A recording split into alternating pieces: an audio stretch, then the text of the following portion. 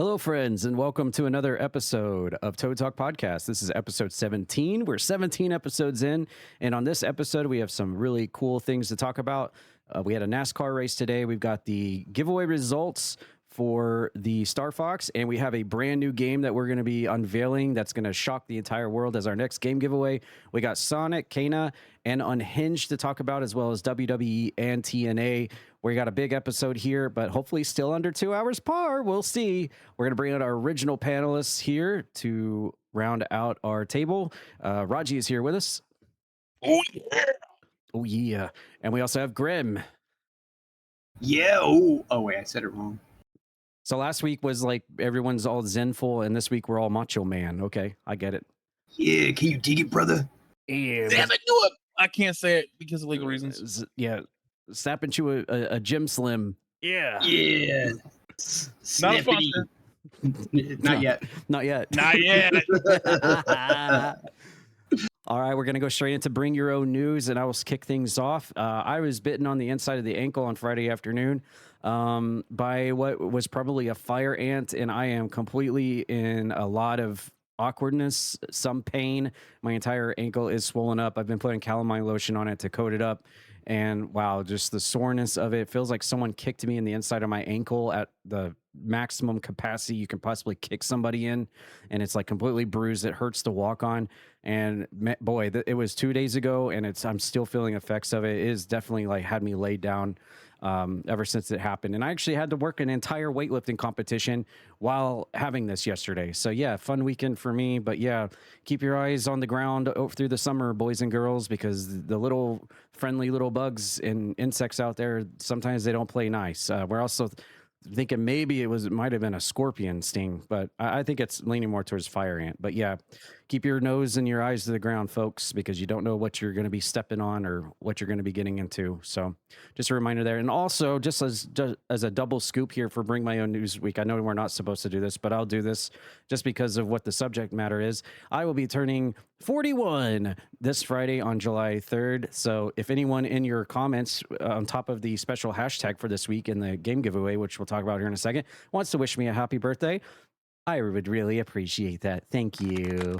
Yes. My birthday on Friday. You can expect some fun and games on our Twitch live stream with lots of multiplayer this weekend. So if you like games, come on by the Twitch stream at Croakitoad. All right, we'll pass it over to Raji now for what he wants to bring to the table. I'm actually going to follow up from last week's story about Brennan Sorsby because this whole debacle has gotten even more interesting since I talked about it last week. For those who that heard it last week, I'm not going to touch back on it. Just know that this is a continuation. So Brennan Sorsby entered the supplemental draft. Say he's going to enter the supplemental draft. The NFL has now decided to send a letter rejecting his entry into the supplemental draft, and then canceled the supplemental draft. Well, because Brennan Sorsby already declared for the supplemental draft, he automatically voided his college eligibility. So he can't even go back to Texas Tech now if he wanted to. Well, Brennan Sorsby tried going to play for the CFL. He put his name in there for the CFL. The CFL has completely rejected him from the league and has forbid any CFL team from even thinking about signing him. So the only option that he has left is in the spring, the UFL. And right now, people are saying that might be his only chance. And if UFL rejects him, his football playing days are completely over because of his gambling and his admission to gambling on the teams he played for. So that's the exodus of Brennan Sorsby, continuation from last week's story. It's always sad when you see someone that has a real raw natural talent like that in sports and they just throw it all the way like that. It's very terrible. I mean, the last time we had something like this happen to a quarterback, what even for gambling, it was for dogfighting. Everybody remember like the Michael Vick story? Like, granted, he recovered and made a comeback and all was good.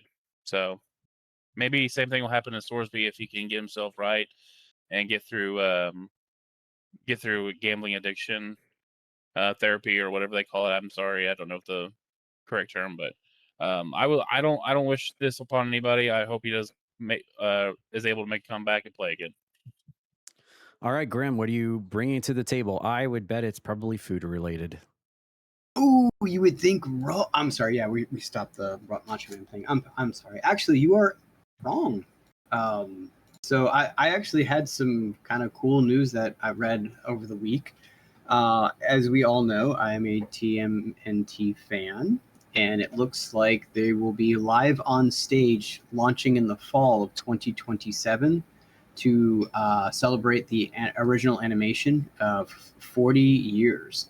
So it'll be like TMNT, like on stage kind of deal. So if you're looking for more information on it, you can visit tmntliveonstage.com. Not much on the website, but it's I'm kind of intrigued. I want to kind of see what they do on stage with the TMNT cast of characters. So, but yeah, sorry for everyone who wanted food. No food this week. So are they going on tour, or are they going to be in one specific place for this They entire? haven't. There's a tour. It says North American tour. So, but they have not listed anything at all in terms of where they're going, how long it's going to be, things of that nature. So I'm just basically going to favor that website, and I'll check back every month or so to see if there's any more news on it. Cool. See, Yeah, that's awesome. I thought they did this before, but it was a musical tour. So Yeah. so this one's going to be an actual production tour, not a musical. Yeah, it just says Okay. live on stage. Yeah. Sweet. Yup. So it's basically going to be like a theater experience. Yes. Okay. Cool. That's awesome. I'm always happy to hear more TMNT news. All right, that's what we're going to bring to the table. And coming up next is some very massive, huge news that you guys definitely want to tune in for here, because not only are we about to announce the winner of the Star Fox giveaway on the Nintendo Switch 2, but we have huge news for our next game giveaway, and it is earth-shattering. You do not want to miss this. For that, I will send it over to Raji. Well, let's just go ahead and start off with the giveaway winner. We had 27 separate entries, our biggest giveaway to date, with 27 entries across all platforms. And our winner is actually a Spotify listener, and his name is Chris. And the comment from episode 14 is what got drawn as the winner. So, Chris, if you listen to this on Spotify, we did leave a comment to your comment on episode 14 saying that you are the winner.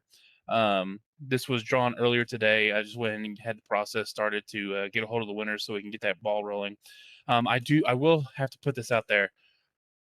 You have until next week to respond. Otherwise, we will have to pick a new winner, because I think going forward, whenever we announce winners, I'm going to give you 7 days to respond and give me your contact info. Otherwise, we will move on with a new winner. I hate to be like that. I just to keep it flowing and not having to wait quite a while to get a prize get sent out to somebody. So, but yeah, Chris on Spotify, episode 14. Congratulations, you have won Star Fox on this Nintendo Switch 2.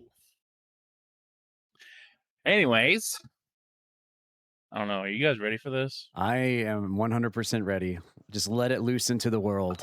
I'm gonna adjust myself a little bit in my chair. Okay, I'm ready now. All right. Well, it is a big announcement, and the way they hyped it up to celebrate this wonderful podcast and the upcoming release of a certain game, we are officially running a giveaway for Grand Theft Auto 6 Ultimate Edition.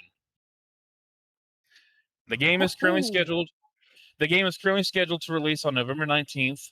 We'll be announcing our giveaway winner on the podcast episode uploaded. That will be uploaded on November 15th. So that's 20 weeks from tonight. Well, now you're saying, well, that's 20 weeks, man. Don't worry.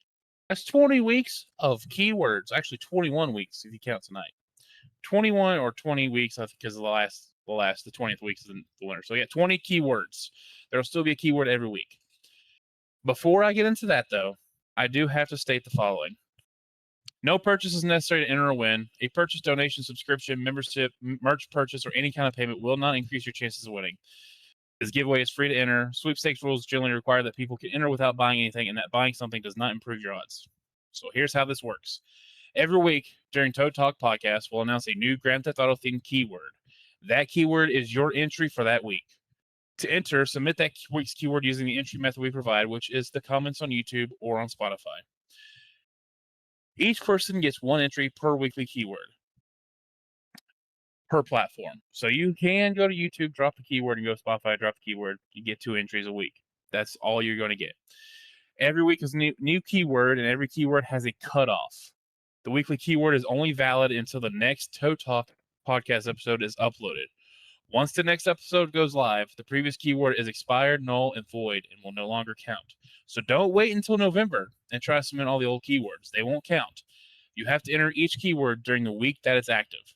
The final keyword will be announced on November 8th, 2026, and that keyword will be valid until November 15th, where we announce the winner. The winner will be chosen randomly from all eligible entries and announced on the 15th. And like I said, the prize is 1 copy of Grand Theft Auto 6 Ultimate Edition.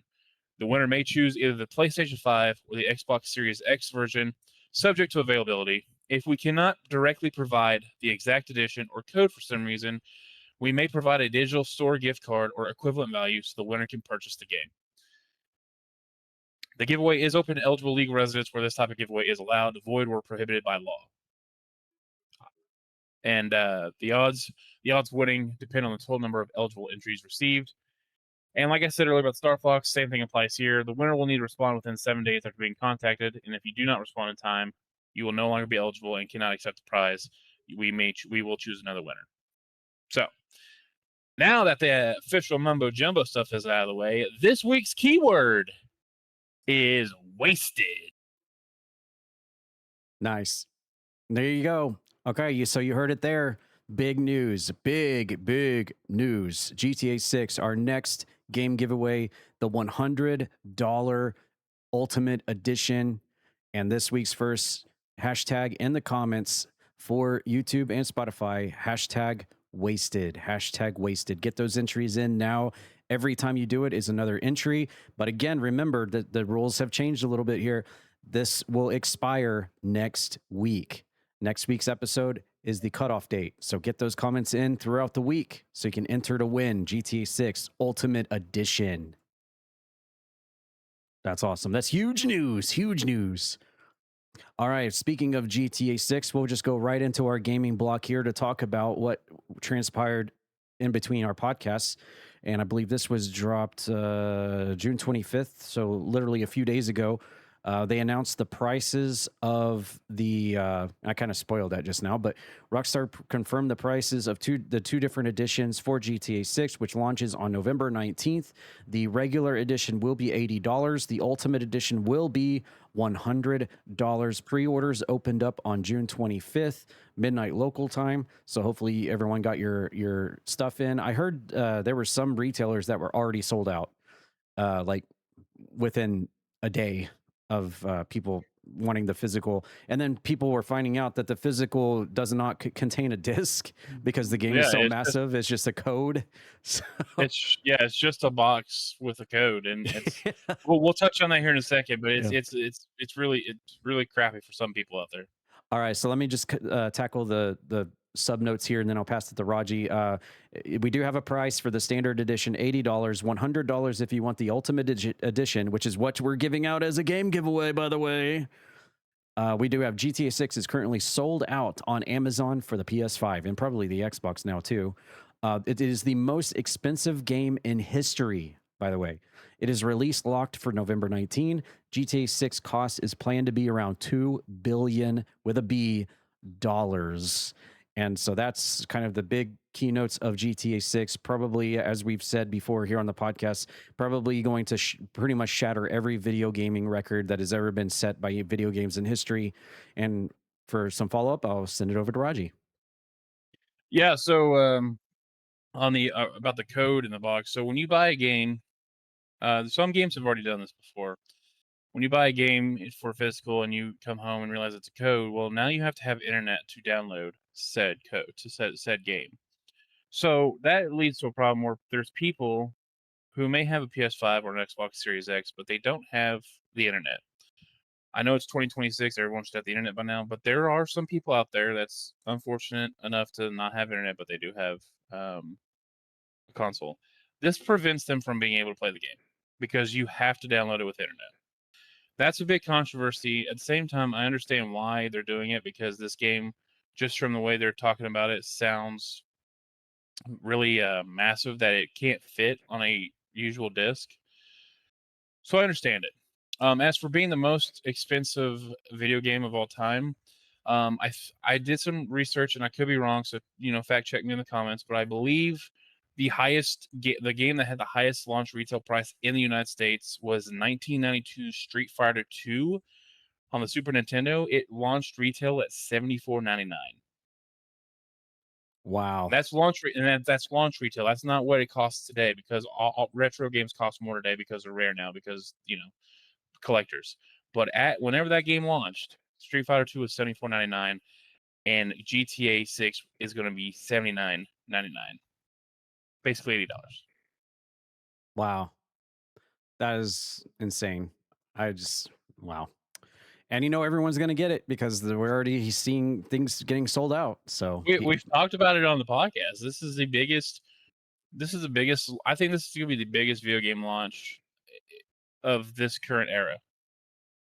I think so too. Of this generation of gaming. Mm-hmm.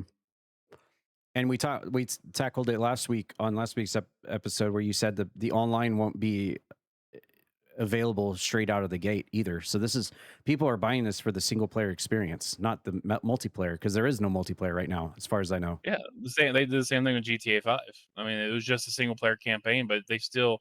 I remember I went and got that game from GameStop at midnight. Came home, I called in to work, and played all day. Yeah, can't think of a better world to just come from scratch to just completely immerse yourself in. For sure. There is some people out there, and this is hilarious to state, there is some people out there that is expecting a COVID level shutdown because of GTA 6, of how many people will call into work just to play that game. Well, Graham, are you going to be one of the people that cancels into work because you're too busy playing GTA 6? Well, no, because normally what ends up happening is my work actually begs me to work more because of call out. So I'm going to be on the other end of that. Hey, you give them a 20-week notice, dude. Yeah, I know, right? Let me just go ahead and put that down now. And they'll be like, why do you need this day off specifically? Like, don't worry, trust. I'm going to need it off. Man, I mean, we know that games have been kind of getting more and more up there in terms of pricing as years have gone on. I remember too, was it Rockstar was kind of entertaining the idea of having it where you have to pay, was it like every hour or something when it comes to video games, instead of like a subscription idea. So it doesn't surprise me that Rockstar is going to try to obviously get as much as they can. What I'm kind of curious about too is that when the fact that you're upping the price and everything with this game, like Metal Gear Solid 2 came with like multiple discs. Just make multiple discs for GTA 6, right? For all the collectors, and everyone's happy at that point, right? It's 2026. We should be beyond the point of having multiple discs in the game, but we should have already had a new digital media format developed for larger quantity of data, other than your compact discs. Because I think I know CD compact discs been around since PS1. Have we not how have we not? I mean, at least the Switch got innovative, moving their stuff to a little chip cartridge. And that people try to pretty eat. impressive for how much those actually kind of hold if you think about it. I think I know a middle ground here for this, because you're not going to fit the entirety of the world that there's showing for GTA 6 on a disc. It's just not going to happen. But I think if you're going to do a physical copy like this, people are getting the physical copies for the novelty of having it in their shelf, showing it off to their friends, displaying it on their live stream, saying, hey, look what I got. So why actually have the game disc in there? You could put like some kind of like prop, like a trophy, some kind of like it looks like a disc, but maybe it's more like a statuette or something that you could put in there. You could keep it the same size as the thing, just have it like a little disc that's not actually a disc. It's more like a how the premium editions of games come with statues, the big boy orders like Resident Evil, whatever. Just have the disc be like a statue. Basically, it's like a statue of a disc. Obviously, it's not going to play off the disc, but you can put the disc in with the rest of your memorabilia. You can put it in your trophy case. You can show it off, and it's more like a novelty and a discussion piece rather than people expecting that there's going to be an actual disc in there. And then the other people that are completely disappointed when they crack open the case and they've been living under a rock and all they see is 18 digits there to download the code. So I think that would be a nice little middle ground there. People still get something. But at the same time, people have to be realistic that a game of this size in 2026 is not going to fit on a disc. And I kind of agree with Raji on the fact that the days of multi-discs are kind of behind us. Like there shouldn't be any need for that anymore. Yeah. So I'm only saying this. Let's touch on GTA 5, the last GTA in the entry. It had 2 discs on 360 PS3. It had 2 discs for Xbox One, PS4, PC, the Enhanced Edition, and 2 discs for PS5, Xbox Series X and S, and PC, the Expanded Enhanced Edition. When that game originally came out on PC, from what I've researched, it had 7 discs for PC. 7. Good Lord. Last time, the game, that reminds me of PS1 days. Everyone knows the classics, Legend of Dragoon, the 4-disc game. I think Fear Effect was 4 discs. I could be wrong. It could have been 2 discs. Metal Gear Solid was 2 discs, right? Metal Gear Solid? Yep, 2 discs. Resident Evil 2 was 2 discs. I'll state it again. It's 2026. How have we not came up with a better media storage, like some kind of data storage that we can put these massive games on instead of having to rely on the internet? I don't care. I have internet. I'm just coming to bat for people who don't have access to the internet with their console.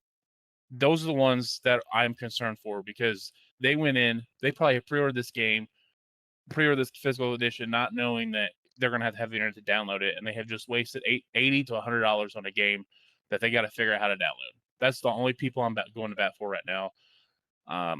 Yeah, that's just my only complaint.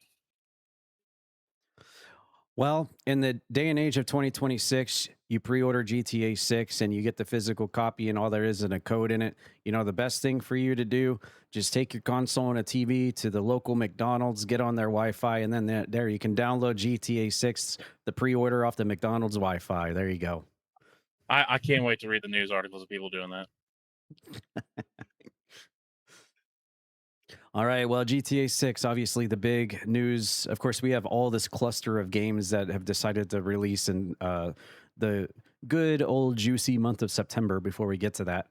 So there'll be lots to talk about with all these games trying to get their stuff in before GTA 6 comes out. But we're definitely keeping an eye on GTA 6, and especially now that our game giveaway involves GTA 6, we're definitely going to be all ears on that one.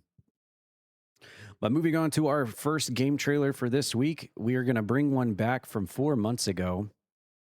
And this was a game that I saw, I believe, it was on the State of Play earlier this year. I was super excited and super happy for this. The original game won the Game of the Year for the Croakitoad community 2 years ago because I loved it so much, and I can't wait to see it. Obviously, there's going to be another 1 year, probably a 1 year exclusivity deal for Sony for the PS5, which kind of sucks because I don't have a PS5. I have an Xbox Series X, but nevertheless, I'm super stoked for this. We're just going to bring this one back. Here is the trailer for Kena Scars of Kosmora.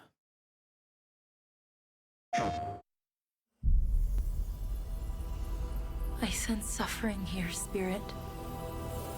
Do you need help?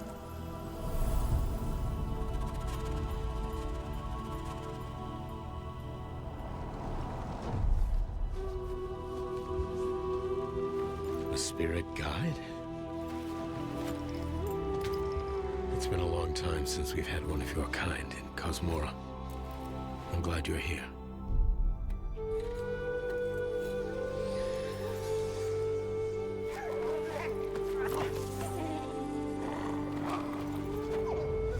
That temple has been sealed as long as I can remember. Dangerous corruption was locked inside, along with the secrets of a forgotten practice.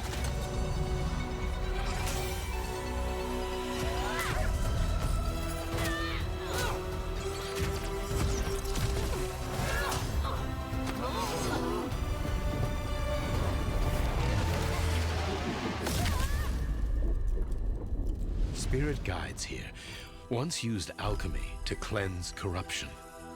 Maybe you can do the same.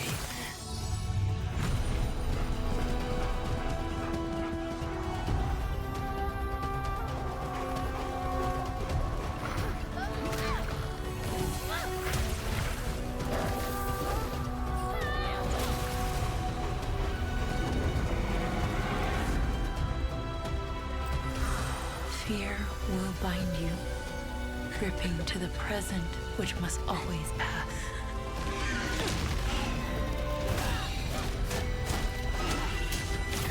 Regret will bind you, longing for the past you cannot change.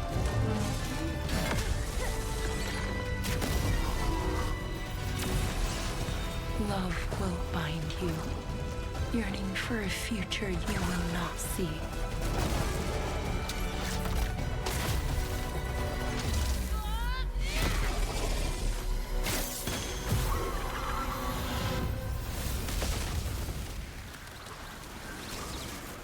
Unbound, may you depart in peace.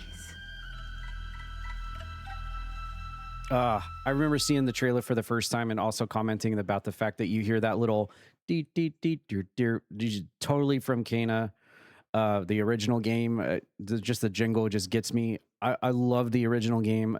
I played it originally on the Steam version, and then I loved it so much I went back and actually bought the physical copy on the Xbox Series X. And just like GTA, at least there was a disc in that one. But I have it up on my shelf, and I cherish it every time I look at it.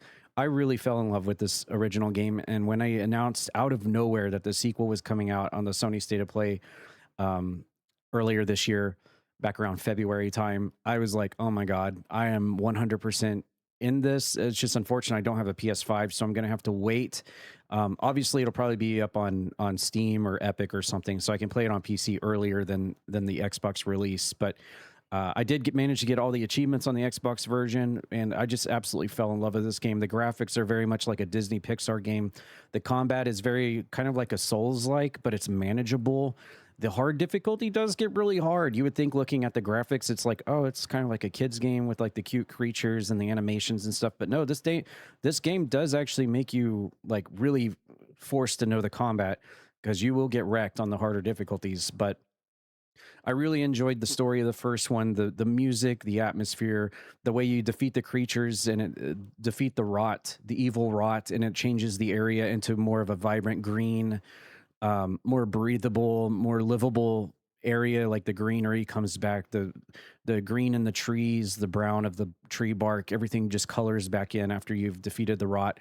And it looks like in the sequel you do get mounts, so it's more of like an open world kind of situation, where the first game was like section to section, arena to arena kind of traveling. This one seems like it could be more of an open world setting, which is really cool. I'm super excited about that. But yeah, we should have covered this a lot earlier, but it's been kind of a slow news week for games this week because it's been all GTA. But I wanted to bring this one back because this one, Kana hasn't had her proper share of Toad Talk podcast yet, so I wanted to bring this one in here for this week. Raji, did you have any experience playing the original Kana Bridge of Spirits?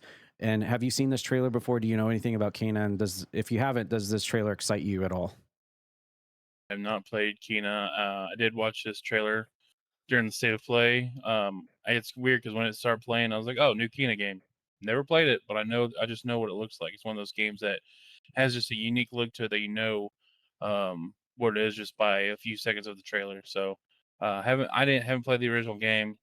This looks great. I do like Souls-like combat if it's not too difficult. So I definitely will have to give this series a try eventually.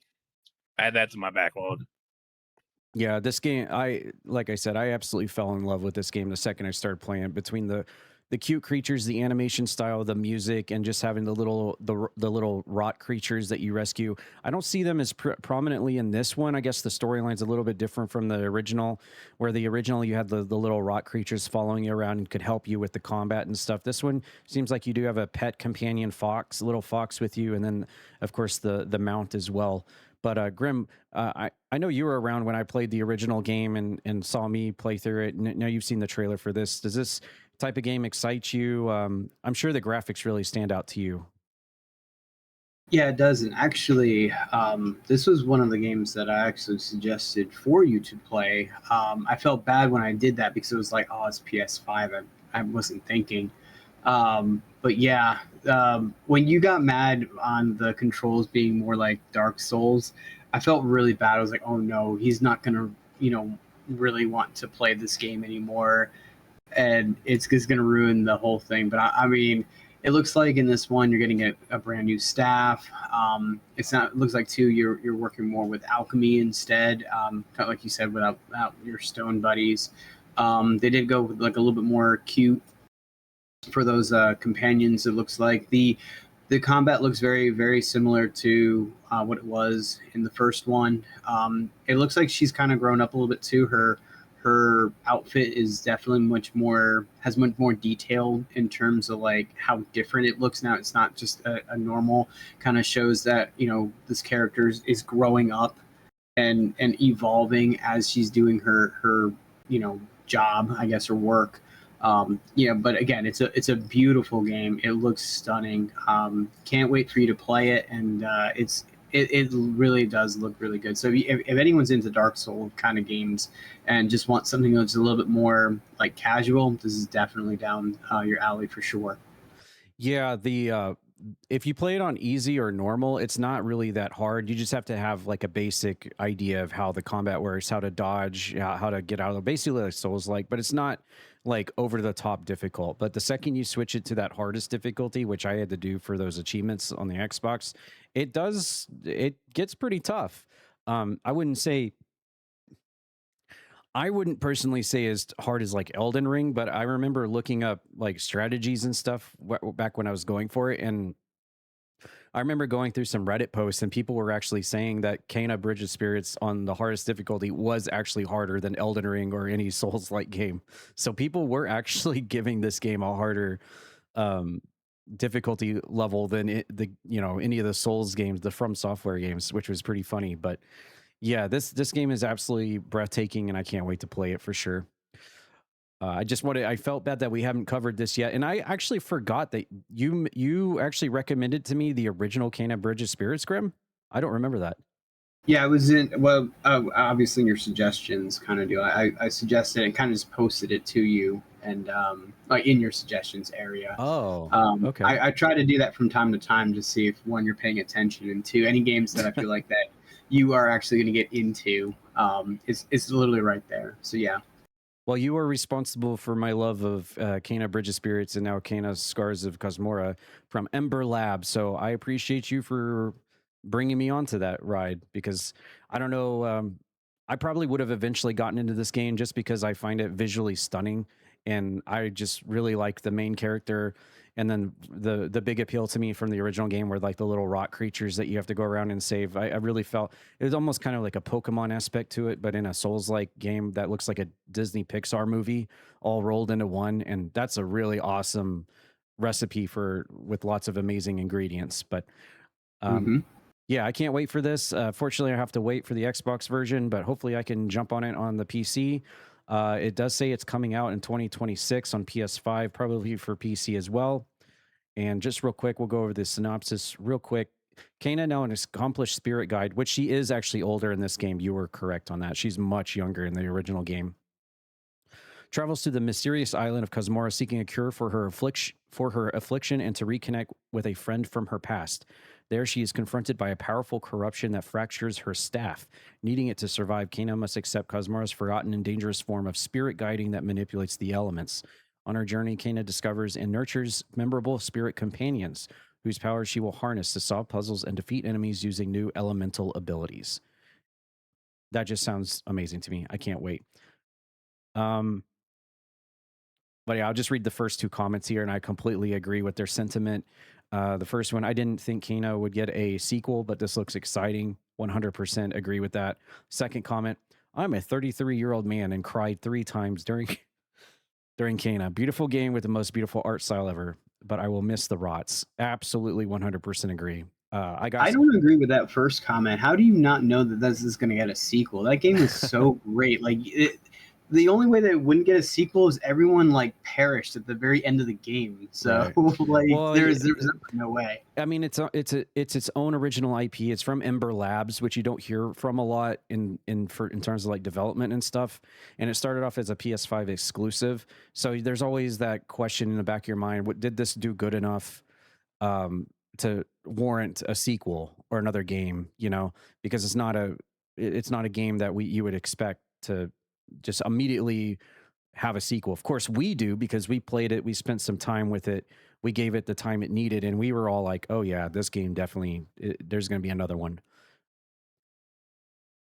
But yeah, I agree. The fact that I was super excited when I saw this, and of course the person that was emotional watching Kane, I got super emotional too watching this and playing the original game. But yes, I will absolutely miss the little rots. They definitely made the first game what it was, or a part of it anyway. Okay, moving on. Our next game, we have a new trailer. This was posted 5 days ago. And because Sonic the Hedgehog was celebrating his birthday last Tuesday, in fact, they dropped a trailer here through IGN. And this is like a pinball. I'll just read the thing. Check out the Sonic the Hedgehog pinball trailer for this collaboration between Jersey Jack Pinball and Sega. As the first official Sonic the Hedgehog pinball machine arrives in celebration of Sonic the Hedgehog's 35th anniversary. The Sonic the Hedgehog pinball machine is available today, June 23rd, 2026, which of course was about a week ago. The Sonic the Hedgehog pinball machine, designed by Steve Ritchie, comes with a 27-inch LCD screen featuring art and animation from Sonic Generations, with iconic levels like Green Hill Zone and Chemical Plant, and classic songs like Live and Learn. Sonic Pinball comes in 3 editions, with special and collector's editions featuring special cabinet artwork, haptic feedback, and non-reflective Invisiglass, and more. I do have a follow-up question, but we'll watch the trailer here real quick.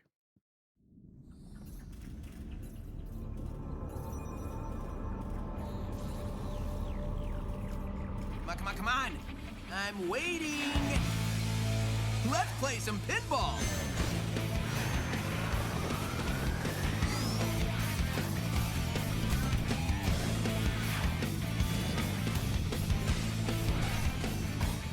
Sonic's the name, speed's my game. Sonic Speed.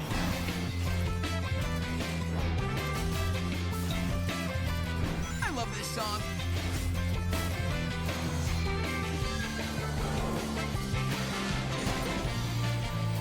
Chaos Emerald multi-ball. Gotta go fast. Behold, my latest creation. Eggman, you're going down. Fisty. Got him. Curse you, Sonic. Oh my God, that looks awesome. I've always wanted a video gaming room with like arcade machines and arcade cabinets and pinballs, and I would love to add this to my collection once I finally get around to doing that. I have to go and see how much this is, but this looks absolutely awesome. There's so many bright lights, flashing lights. You get the LCD screen of like Sonic. You see familiar video game footage up on the screen while you're playing the pinball machine. The only thing I think that I don't know how you would do it exactly, but I think the only thing missing from this is like changing the balls to look like Sonic. I don't know how you would keep the structure of the pinball being the pinball while customizing it to look like the blue blur rolling around, but I think that would just fit the theme so much to have the pinballs be blue and look like Sonic, and then Sonic's like rolling around in the pinball machine. So I think they might have missed out on that a little bit there, but otherwise this machine looks amazing. And you walk into a room with pinball machines, this one will easily stand out as soon as you walk in the room, just because of the way it looks, the colors, the flashiness. It looks amazing. And again, I'm not the hugest Sonic fan, but I do want to say happy anniversary to Sonic the Hedgehog, 35 years. That's awesome. And I will definitely go back and check and see how much this thing is, because I am very much interested in this thing. And I actually have a room where I could put it in if I could afford it. But the follow-up question I was talking about before for this game as well is kind of like a side note for the responses of Raji and Grem is, when did we kind of go from like, I know in this case it doesn't really really fit, but I've noticed in a lot of games these days, like starting last year or the year before, it doesn't really say controller vibration anymore. Now it's all about haptic feedback. And again, I know that doesn't really apply to this, but I've noticed in a lot of games, it's like, nope, we're not calling it controller vibration anymore. Now it's haptic feedback. But yeah, for comments about the pinball machine itself and the side question, I'll send it over to Raji. Well, you ready to hear the price of these pinball machines, brother? No, not with that response.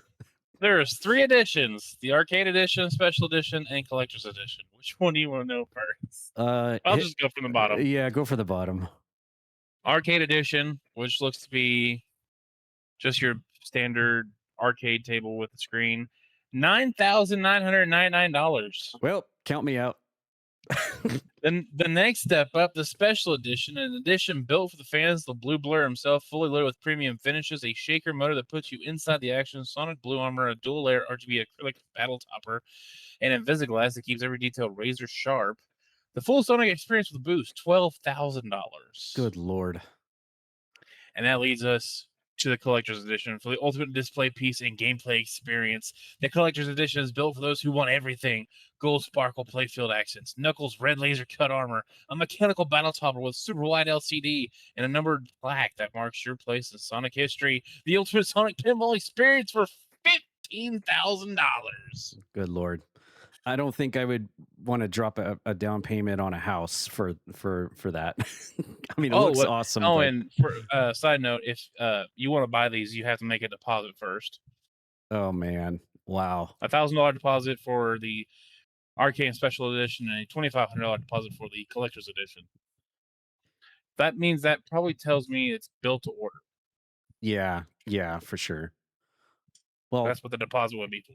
Here come a little bit time down the road, I would like to come back to this and see if there's any information about how many units they actually sold, because I would be interested to see how many people bought this thing, the 3 different versions. But damn, probably all the major arcade people. Like, well, yeah, for sure. But when you originally found the prices and you were about to tell me, I was like, okay, it's going to be bad, but it's probably going to be like $3,000. So then when you came out right out of the gate with the lowest tier was like whatever you said, I was like, oh, okay. Nah, $10,000 basically. 10,000. I was thinking like, oh, okay, man, maybe like $3,000 or something. I was like, oh, never mind. Yep. But yeah, Grem, I know you certainly have that kind of money laying around, and you want to throw this right into your room, right? Oh yeah, for sure. I have it right in my shell. Let me reach right in, and yeah, no, that's kind of crazy. And yeah, there are people that are gonna spend it. I will say though, it looks amazing though. Everything looks really, really like smooth, clean. Love the figurines with Sonic and Amy on there, and even Dr. Robotnik coming out. Yeah, I mean, for the price, there's a lot of detail in this pinball machine. But just sign me up. I'll go back to Sonic Spinball. I'll be happy just with that game alone on the Genesis. I'll take that instead of this.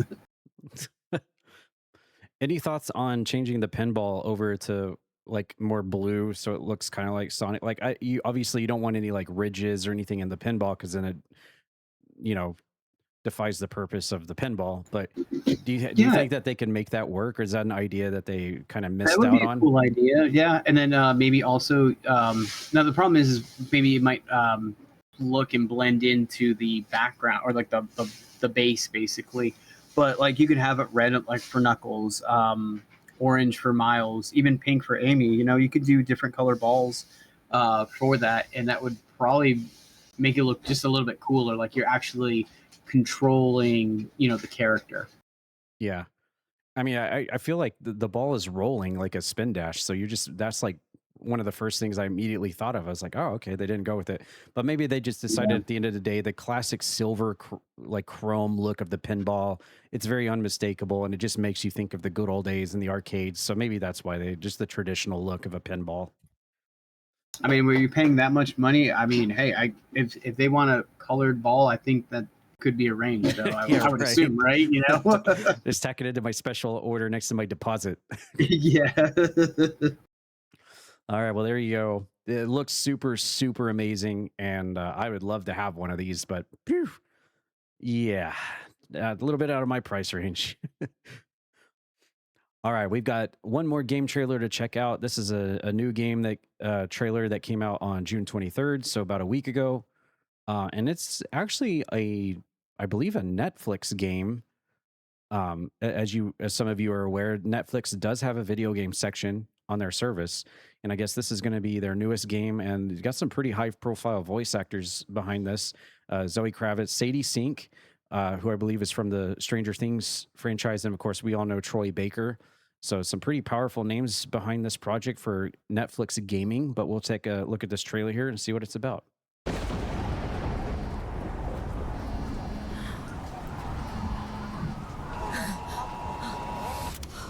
Claire, are you okay?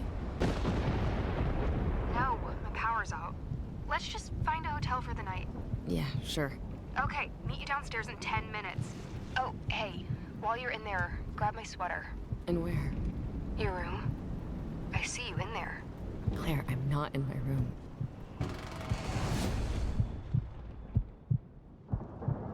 I'm like 85% sure I saw someone standing in your bedroom. There's no one else here, okay? What's going on? Ava, there's someone! No. He's coming. Hi. Oh my god. The fire escape. I'm out the window. Go! It's stuck. Pry it open. Gotta get out of here. Fuck. It's okay. Where the fuck is that screwdriver? You got this. Just keep moving. God, I don't want to die. Oh my god.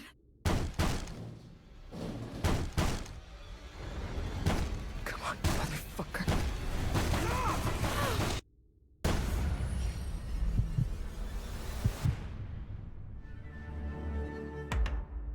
Nice. Okay, so this is Netflix kind of stepping out of its realm of just being like a movie and series service, and now adding games. Of course, their Netflix games has been out for a while now, just has kind of like a side-on deal. But this, I think, will bring a lot of attention to the service and the games that it can provide. An original game here coming straight through the Netflix service itself with the names that I mentioned that certainly catches people's attention.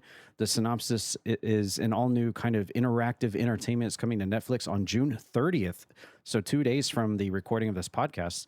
The release of Unhinged, an immersive horror game that feels a lot like playing a show or movie. You wake up as Ava, voiced by Zoe Kravitz, during an intense storm that knocks out the power. Using your phone as a flashlight and sole lifeline to call and text your best friend Claire, voiced by Sadie Sink, and building Super Ben, voiced by Troy Baker, you must find your way to safety, and you're not alone as you think you are. So basically, from the trailer I was looking at, the power's knocked out. You're there alone. It's basically like a home invasion kind of horror experience here. And I'm assuming that if the WWE interactive thing that I played through Netflix a while back, and Grem might have done this too, it involved the New Day, and they were going around Undertaker's mortuary, and there were like split decisions you could do through the interactive game, and you could choose different split decisions, basically kind of like Until Dawn or Dark Pictures, where it was like basically like an adventure with the New Day messing around with the Undertaker in his parlor, and that was actually through the Netflix service as well. But it was a WWE like interactive game slash live interactive thing there. This looks like more, it's like going to be video game graphics. It's not like a live FMV style thing like that was, but this is really exciting. I wish it would have showed like how the options work on the game. Like at the bottom of the screen is like, do you go for the screwdriver or do you hide behind the shower curtain, choose one, whatever. And then, you know, the game splits off based on your options and whatever. It didn't really show much of that. It just kind of just showed the walking around, the person that is invading your home and looks scary in there. But yeah, it looks very interesting. I would definitely give this a shot. Check it out on Netflix. And if I am able to get through it, I will come back with my review on this because I do have Netflix and I am definitely interested in this.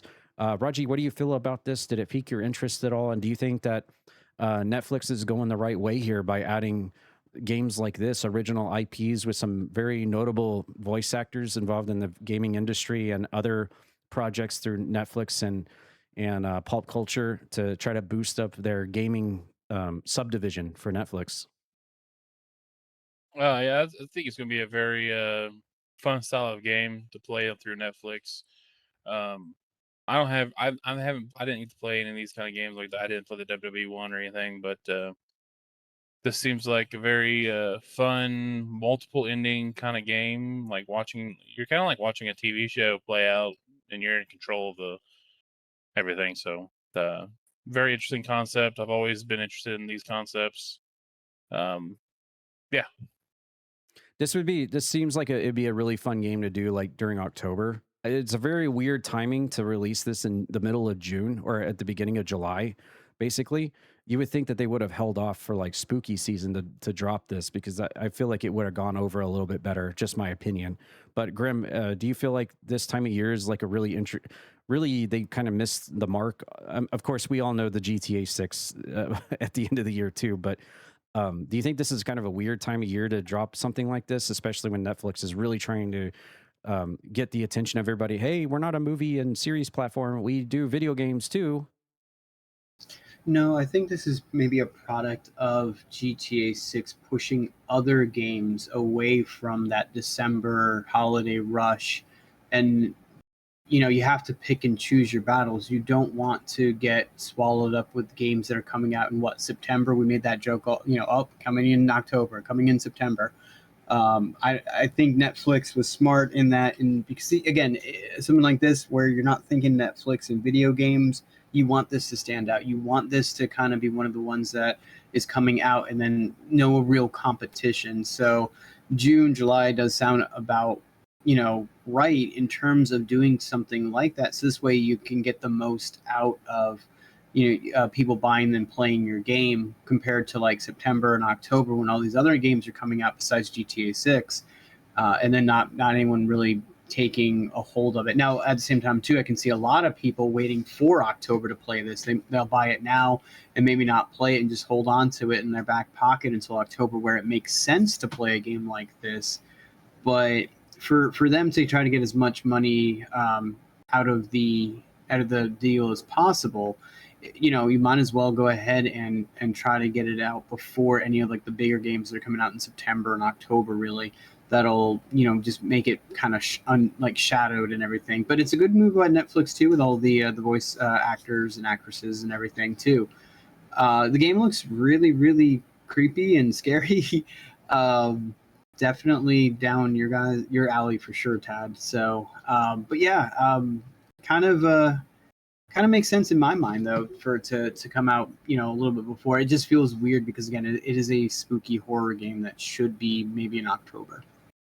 Yeah, and I also want to point out that while it wasn't kind of like clarified anywhere in like the description or in the trailer itself, but I'm pretty sure the way Netflix games works is as long as you have a Netflix subscription, you can play the games. So as long as you have a Netflix subscription, you'll be able to play this game. It's not like you have to pay for this game extra on top of your Netflix service. Okay. So it like comes along included with it, from my knowledge of how Netflix games works. So just to point that out.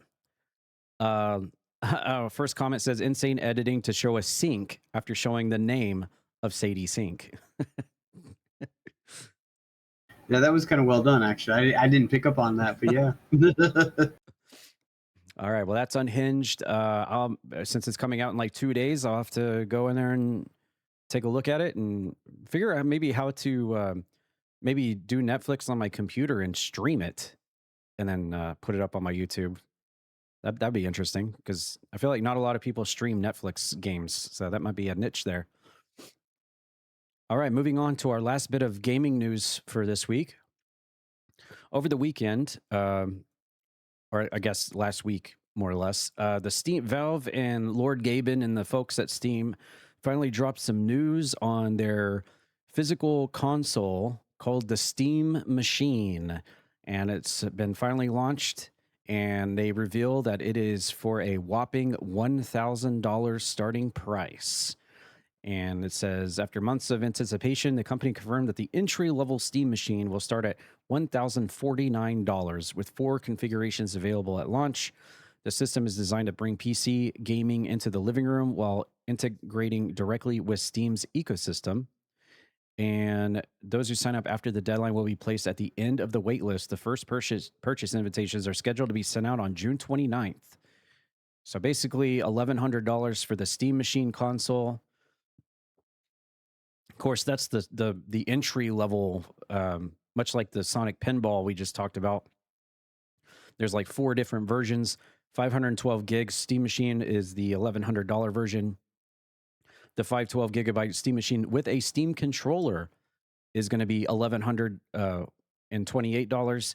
Then they have a 2 terabyte version of the Steam machine, which will be $1,300, and then the 2 terabyte with a Steam controller will be basically $1,500. So the bundled Steam controller adds $79 to each configuration, matching Valve's standalone pricing for the accessory. Customers who opt for either of the 2 terabyte models will also receive 2 additional swappable faceplates alongside the standard black finish included with every Steam machine. Higher end models come with red fabric or solid walnut faceplates. And if you don't like those, D-Brand has revealed its companion cube case to make the Steam machine look like one of Valve's most iconic game items. Valve has not yet detailed how quickly reservations will convert into purchase invitations, but the company says customers selected from the queue will receive emails giving them the opportunity to complete their order once sales begin. Now that the Steam controller and Steam machine have been released, fans are anxiously waiting for Valve to reveal more surrounding its VR headset, the Steam Frame. So there you go, the Steam machine. I know that's been the talk of, just about anything Valve from the world of Valve has been talked about for years. You know, the memes of like, can they do 3? And then the Valve, Steam console that's been rumored for so many years now. And now they're finally dropping this, and they've got the controller, and now they're going to be looking at doing their own VR headset now. This is just absolutely wild for this price. This is just crazy, but I know people are going to be getting it, the 2 terabyte version as well. I mean, for the convenience, it is nice, but I don't know. I just can't see myself paying that much for this. Maybe Raji does. No, I'm waiting for Steam Frame. I don't care about the Steam machine. Well, you don't have $1,100 sitting around to drop on this bad boy? I have a computer. I'm okay. I don't need it. I think it's dumb. I'm just waiting for the VR headset. Well, Lord Gaben would certainly appreciate your charity for this. Lord Gaben can kick rocks. Roxas or rocks? Bring me Half-Life 3 and we might have a discussion. Oh, I know you're joking, but that actually, do you think that them tacking on like a Left 4 Dead 3 or a Half-Life 3, exclusive to the Steam machine, I know first of all, that would piss a lot of people off. But secondly, do you think that would have been a better thing to try to help bolster sales for this thing? I mean, Steam, it's just a PC, so it's not like they can only make it work on Steam machine, because Steam machine is a PC just running Steam OS. But it would have brought more eyes to it if they would like said, oh, along with if you buy a Steam machine, you get a free copy of Half-Life 3. That's surprise, we're developing it. Man, but on a year where it's all GTA 6, a blockbuster. Way to announce a blockbuster. Oh, by the way, because we're making this PC. Oh, guess what? We're Half-Life 3's coming with it. Yeah. Oh, we did. Yeah. Man, can you imagine the wild state of video games if they did that? Because everyone, GTA 6 is taking over, but then Lord Gaben over there with Valve is like, Rockstar, you just thought. And then they drop this and they're like, yeah, by the way, if you get our Steam machine, you guys get Half-Life 3. Oh my God. Can you imagine what the world of gaming would be like right now? Mm-hmm. Absolutely wild. I know that's not going to happen because I think even Valve understands, like, okay, let's let GTA 6 have its time in the sunshine for now. It's actually D-Brand made a post that kind of like they I think they were trolling, but it didn't help the fact that whenever they were advertising the cube, see it doesn't show it there, but originally they had it under a Half-Life 3 logo. Ooh, man. I just man, you just thought Xbox versus PlayStation was the war of the mid. Well, I mean it was, but can you imagine? It'd be Team Valve boys versus Team Rockstar boys if they did that, man. It'd be Valve v Rockstar. That would be wild to see. But no, we're everyone knows that we're gonna let Rockstar have their time in the sun later this year. Not even Lord Gaben wants to enter that realm, I think. Yeah, you know what? I pay money to see that battle. I would. I would pay money. I would pay money next month. We get an announcement from Steam saying that on November 19th, Half-Life 3 comes out to rival GTA 6. I would love to see that battle. Oh my God, that would be so nuts. That's like an episode of Twilight Zone. That is crazy if that were to happen. I know it's not going to happen, but wow. You would go down as one of the greatest gaming moments of all time. I think so, yeah. Because you got like Nintendo versus Sega, then you have Xbox versus Sony, and then the new age is like Lord Gaben versus Rockstar. Oh yeah. Man, that would be absolutely insane. Grim, what are your thoughts on the Steam Machine for starting at $1,100? I mean, if you had shown this before that Sonic Spinball or Pinball Machine, and I've already made my deposit, like I would have had enough money for this. But darn, I mean that kind of stinks. I wish I had known that. That's very pricey. That is very, very pricey for a cube basically.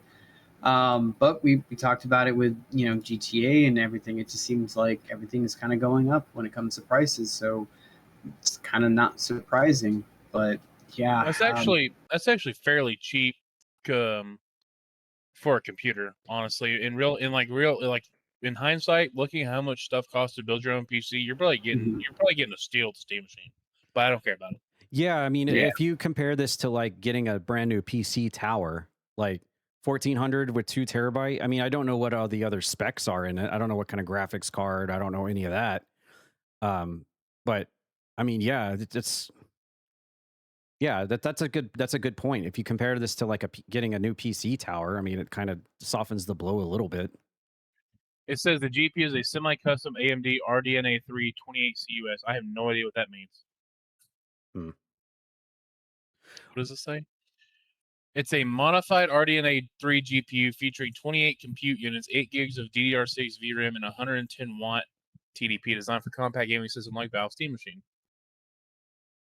Yeah, so the first comment on showing the specs here is these specs are absolutely laughable for the price. So yeah, it says the GPU is says the performance of the GPU gets put roughly between a mobile Radeon RX 7600M and a desktop RX 7600. So another comment: 512 gigs can't even run Call of Duty. This is garbage. Yeah, the RAM storage shortage really kicked in here. I expected it to be around $200 more expensive. This is a fair price given the circumstances. That's valid. Why does my Xbox from 2021 have more gigabytes? So just a few of the comments in the social media for that. Well, there you go. Steam Machine. If any of you are planning on getting this or have any experience with the Steam Machine, let us know in the comments. Are you in the reservation line for it? And once you get your hands on it, let us know in the comments how you like it. It's certainly something that I am interested in because we all have Steam. We all play Steam games. We're all on Steam a lot, almost daily. And having a console like that does have it does have its positives and everything. But at that price for what you're getting, I don't know.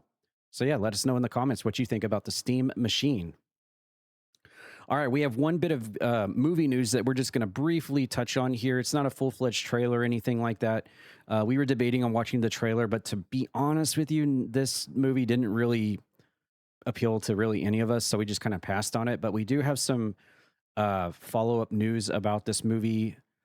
and this is the latest from DC Studios, from the DC Comics universe. This one, you probably have seen the trailers for this. I know I've saw it a lot on the Twitch ads and YouTube for Supergirl. And Supergirl, we've just got a quick note here about the release. It opened up with 38 million domestically. And just to point out, it's a lower opening weekend than Morbius and the Marvels. And if you know anything about those two movies, they were not really well liked at all. And I'm saying that nicely. So not just, at least from this post alone, doesn't look like Supergirl went off very well with its release. And yeah, not good. I mean, the reason we haven't touched it, like I said, this really didn't really appeal to any of us three. So we just kind of passed on it. I mean, I think the involving Cosmo the dog was a cool touch. I mean, everyone loves a dog, a superhero dog, and then you get the cameo appearance from Superman himself, the newest Superman. And I did like the newest Superman movie. I thought it was pretty good, but I don't know. I just couldn't find myself being able to like sit down and watch a whole movie about Supergirl. It's just not really in my interest remotely. But yeah, if any of you did go out and see it, you watched it in theater or whatever, let us know in the comments. What did you think? Do you think it was good, bad? Did you walk away being disappointed? I know one of the big movie reviewers I watch on YouTube also kind of just had a meh reaction for this as well. And I'm usually pretty agreeable with him on his critiques on movies for the most part. So, and he's a pretty high viewed critic of movies too on YouTube. So he just kind of gave it an average rating after watching it. But Raji, what are your thoughts on Supergirl? Lower opening weekend than Morbius and the Marvels. I mean, that's really all you need to say about that. It's Morbin time, baby. Oh God. Yeah, dude. I don't know. This was not appeal. This movie didn't appeal to me. I honestly didn't even know it was a thing until this week. And the only reason why I knew it was a thing this week is because Supergirl is in Fortnite right now. So I didn't even know they were making a movie. I knew there was a TV show out. I've seen the TV show. I like the TV show. And you actually said that earlier to me that the one from the TV show, the actress from the TV show, you thought should have been in the movie role because she does such a great job. Yeah, like why would you not get her from a TV show and put in the movie unless they offered her and she declined? They have their reasons, I'm sure. And I know there's a lot of things out there about the look of, and we're not here to talk about that. That's not why we were not appealed to this movie. I know that's a big debate online right now, is the look of the actress. We do not care about that at all. It just was not interesting to us, at least to me anyways. I don't know. I think the TV show probably, especially saying it opened lower than Morbius, the TV show was definitely better than the movie. Well, looking at the social media posts, you are not too far off in the weeds, because one of the top comments to the result of the Supergirl returns is literally a picture of "It's Morbin time." Hell yeah.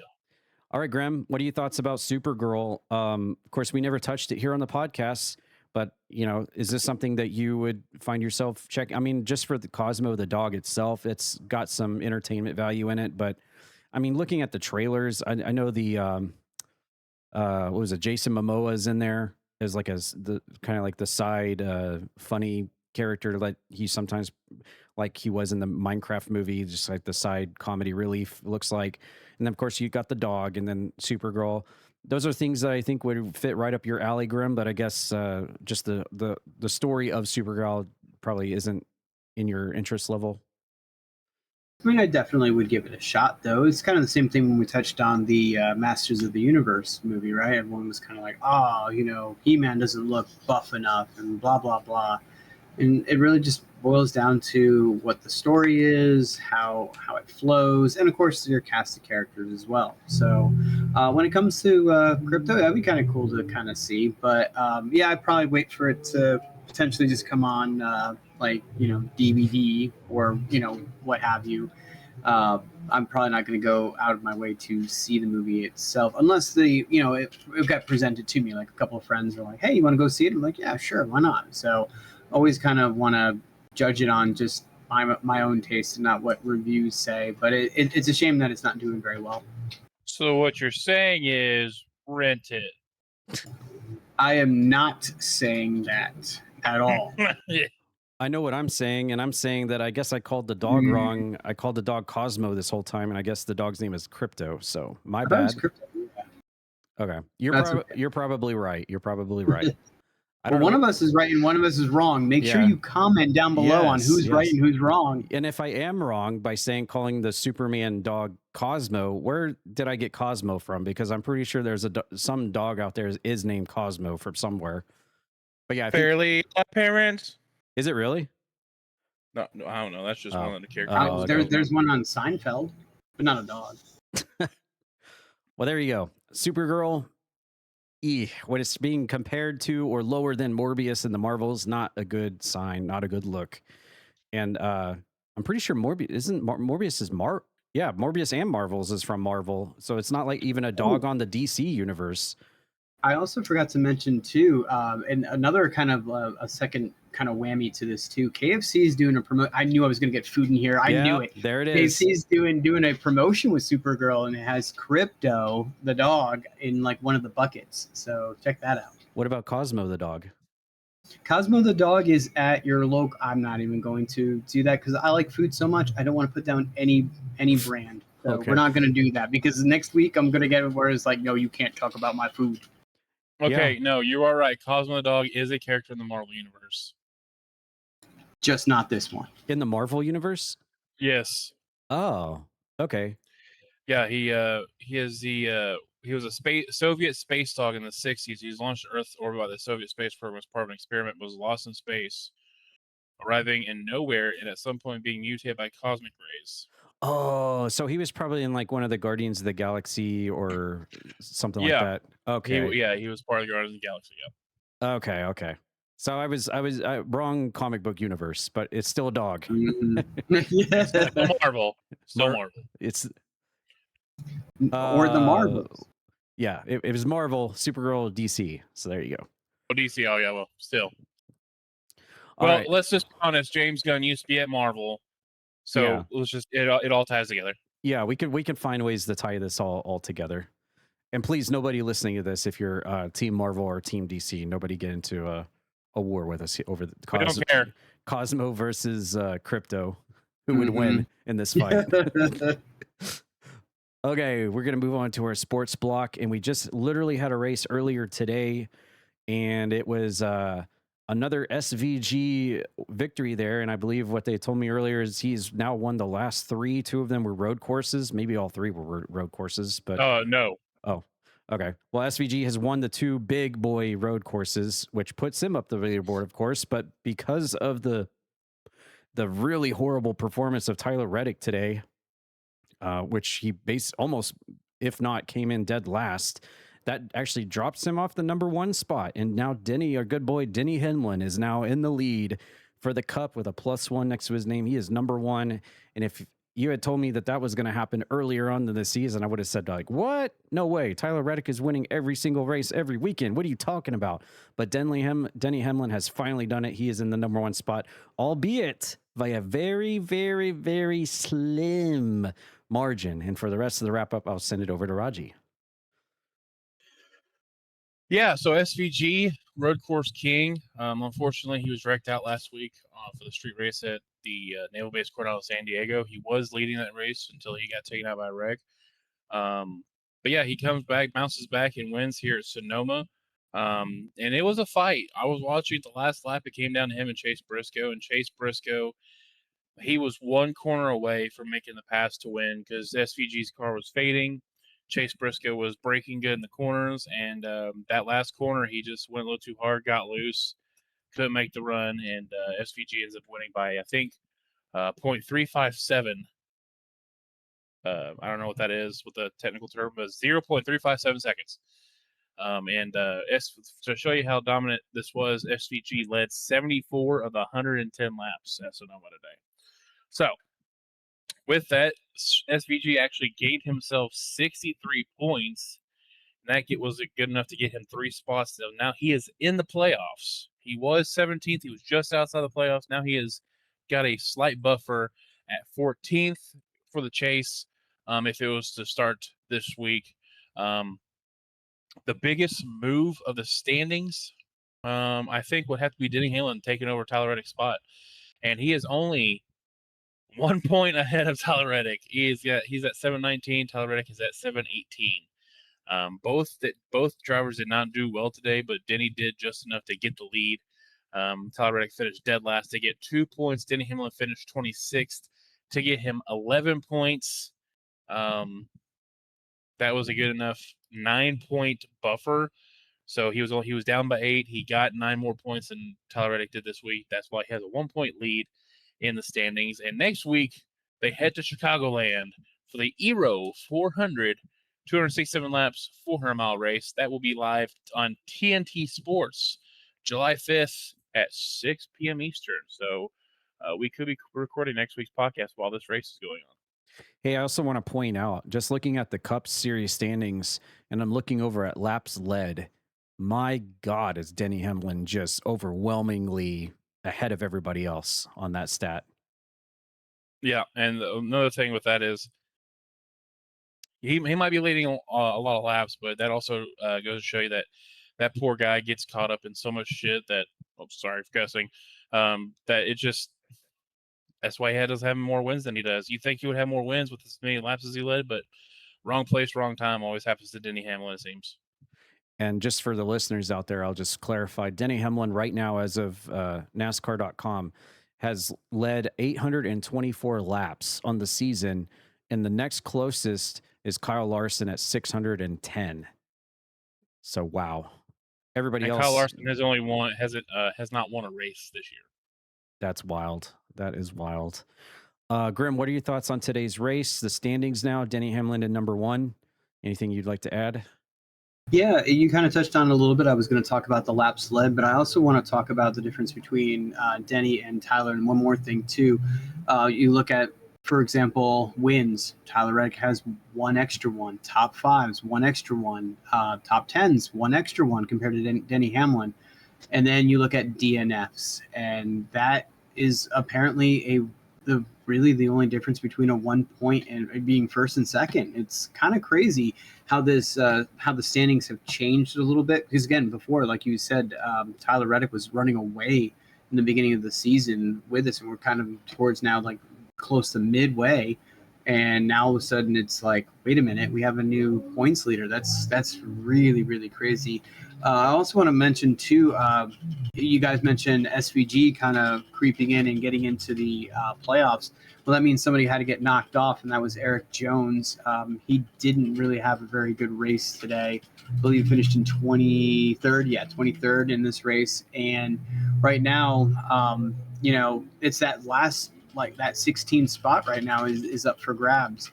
And again, with Shane or SVG, excuse me, having 2 wins to be battling and trying to get into like the top 16 is kind of crazy. And it shows that with the points system that's in place right now, wins are not as big as you would think. Even, again, with 5 and 4 wins, sure, that's going to get you in the top. But I mean, Chase Elliott has 2 and he's still sitting in 6. So it values you as an overall racer and trying to actually finish these races high enough in every race. It's not just, win and everything's going to be hunky dory. It's going to it'll make it easier for you and it'll be great. But it does show that just staying on the track and staying out of trouble is very, very key in order to make the playoffs. And one thing, go ahead. I was going to say, yeah, stage points is what matters a lot. You want to, even though you may not win the race, you still want to try and finish the stages as high as you can. If you look at Kyle Larson's 152 stage points, that's the only thing probably keeping him up there in the top 5. Honestly, that's just where most of his points is coming from: his stage points and laps led, and his finishes. But then you look at Daniel Suarez. He's only had 62 stage points, and he's got 1 win, which was a big win. With Charlotte. 2 top 5s, 5 top 10s, 1 DNF. He's only led 38 laps, and there he is in the top 10. So it's just there's different. I really don't know the full aspect of what what gets awarded points and what doesn't. But there is some system in there. The system in there is so finite that is just these drivers are finding ways to keep themselves in competition, even though they're not performing well in these races. I mean, like I said, SVG has only got 52 stage point. He's snuck inside the he's inside the chase zone right now. So I don't know. It's going to be a wild rest of the season. Right now, I think with that buffer that Denny and Tyler Reddick has, I think they're pretty much locked in when the chase starts. I mean, I don't think unless something catastrophically goes wrong and Tyler Reddick and Denny Hamlin don't finish the next few races, I think they're going to be up there until the chase starts. But from 3 down to 16, I think that's anybody's game. I think we're going to have a lot of movement. I think we might even see some surprises. We might see Joey Logano get back in the top 16. I know he's had a rough few weeks. The whole team Penske has had a rough few weeks. And then you could have somebody like Alex Bowman climb all the way up from 29th and steal a spot. So it's going to be interesting to see what kind of battles we have for the those spots in this top 16 when the chase starts. And I think the chase starts in about it's the beginning of September. So we have the whole month of July and whole month of August of races. So it's 8 races and the chase starts. All right. And one last thing I want to tackle on the end of this is the fact that the first out of the top 4, 3 are Toyota. Denny Hamlin, Tyler Reddick, and Ty Gibbs. 3 of the 4 Toyota. And 6 of the top 16 are Toyota, which would be, I think also Chevy is 6 and Ford's only got 4. Mm-hmm. But yeah, so that's another thing. Yeah, Ford has definitely been the weaker manufacturer this year. Yep. That's just one other thing I noticed looking at the top 5 here. All right, we'll keep our eyes open for next weekend's race, and if it's happening while we're recording next Sunday, then we'll give you the live updates as it goes.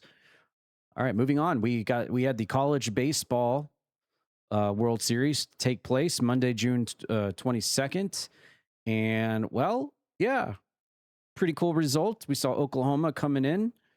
Usually Oklahoma, when it comes to college sports, you got OU football and you got the women's softball. That's usually the big thing. But Oklahoma college men's baseball doesn't really come up a whole lot. And especially the way they started the season, could have been a lot better. But then they come out of everything and go to the championship. And, needless to say, they completely wiped the floor with number 5 North Carolina to win. And for more detailed highlights on that, I'll send it over to Raji. But yeah, Boomer Sooner, baby. Yeah, Oklahoma came into this postseason unranked and not a favorite to win the regional, and they proved a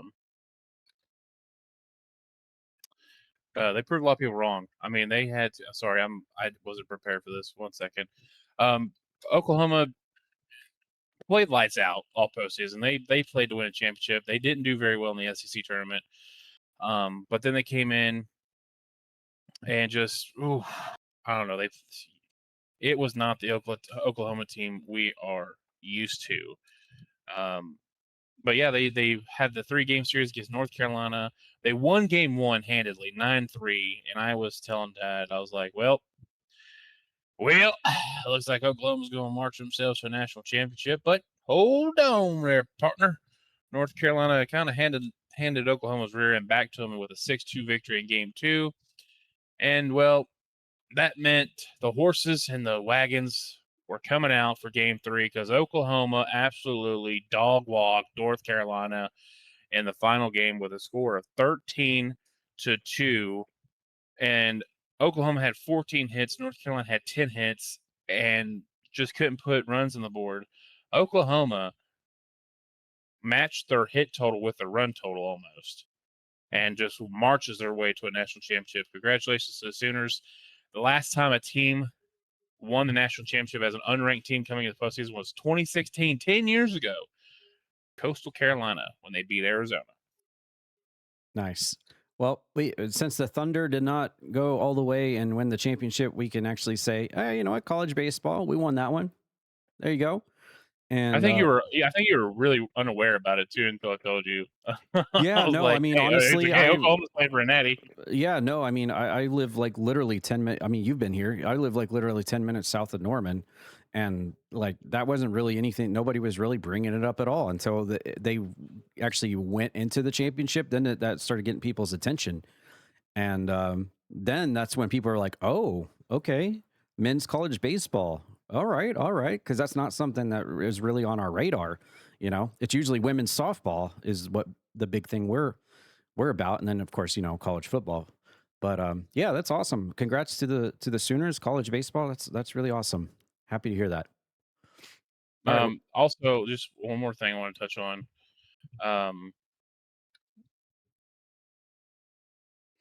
I think Oklahoma is the second ever team to win a national championship as an unranked team. I could be wrong about that. I know I've read that somewhere.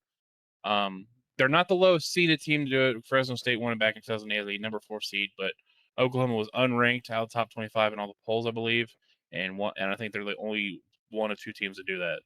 So just wanted to say that. If I'm wrong, tell me in the comments. I apologize. Nice. Okay. Let's move over to FIFA. We are well into the World Cup brackets. We got the round of 32 happening right now. Actually, I guess you could call that the round of 31 because Canada has already made it to the round of 16 with their win over South Africa, 1-0.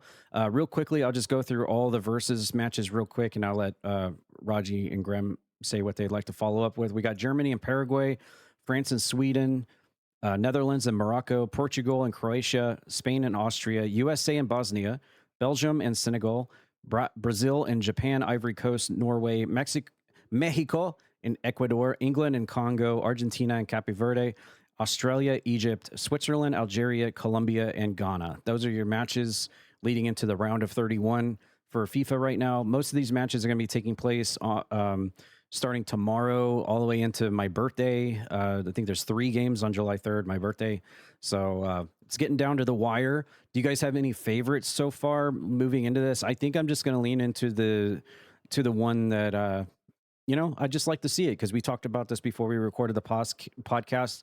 The closest that USA has ever come, I believe you said, was the 16 round of 16, and that was like in the 1930s or something. You know what? Oh no, 1930s they came in 3rd place. Oh, okay. They won the 3rd place game. Okay, thank you for correcting me on that. But yeah, I think I'm going to go for USA, man. It's being hosted here in the United States. What better time to do it? Let's go all the way. I'm going for USA. What do you got, Raji? As much as I want to be the biased, opinionated go team USA, I honestly want to see Portugal and Argentina in the finals. I want to see the Messi Ronaldo matchup. Because according to the bracket I'm looking on FIFA's website, they're on opposite sides of the bracket and they could possibly meet in the finals. So getting Ronaldo and Messi in the finals, which could be the last time we ever see it happen, is something that I'd be rooting for because those two go to soccer will be going at it. Okay. And Graham, what do you got for FIFA? Who do you predict in the finals and who's going to win?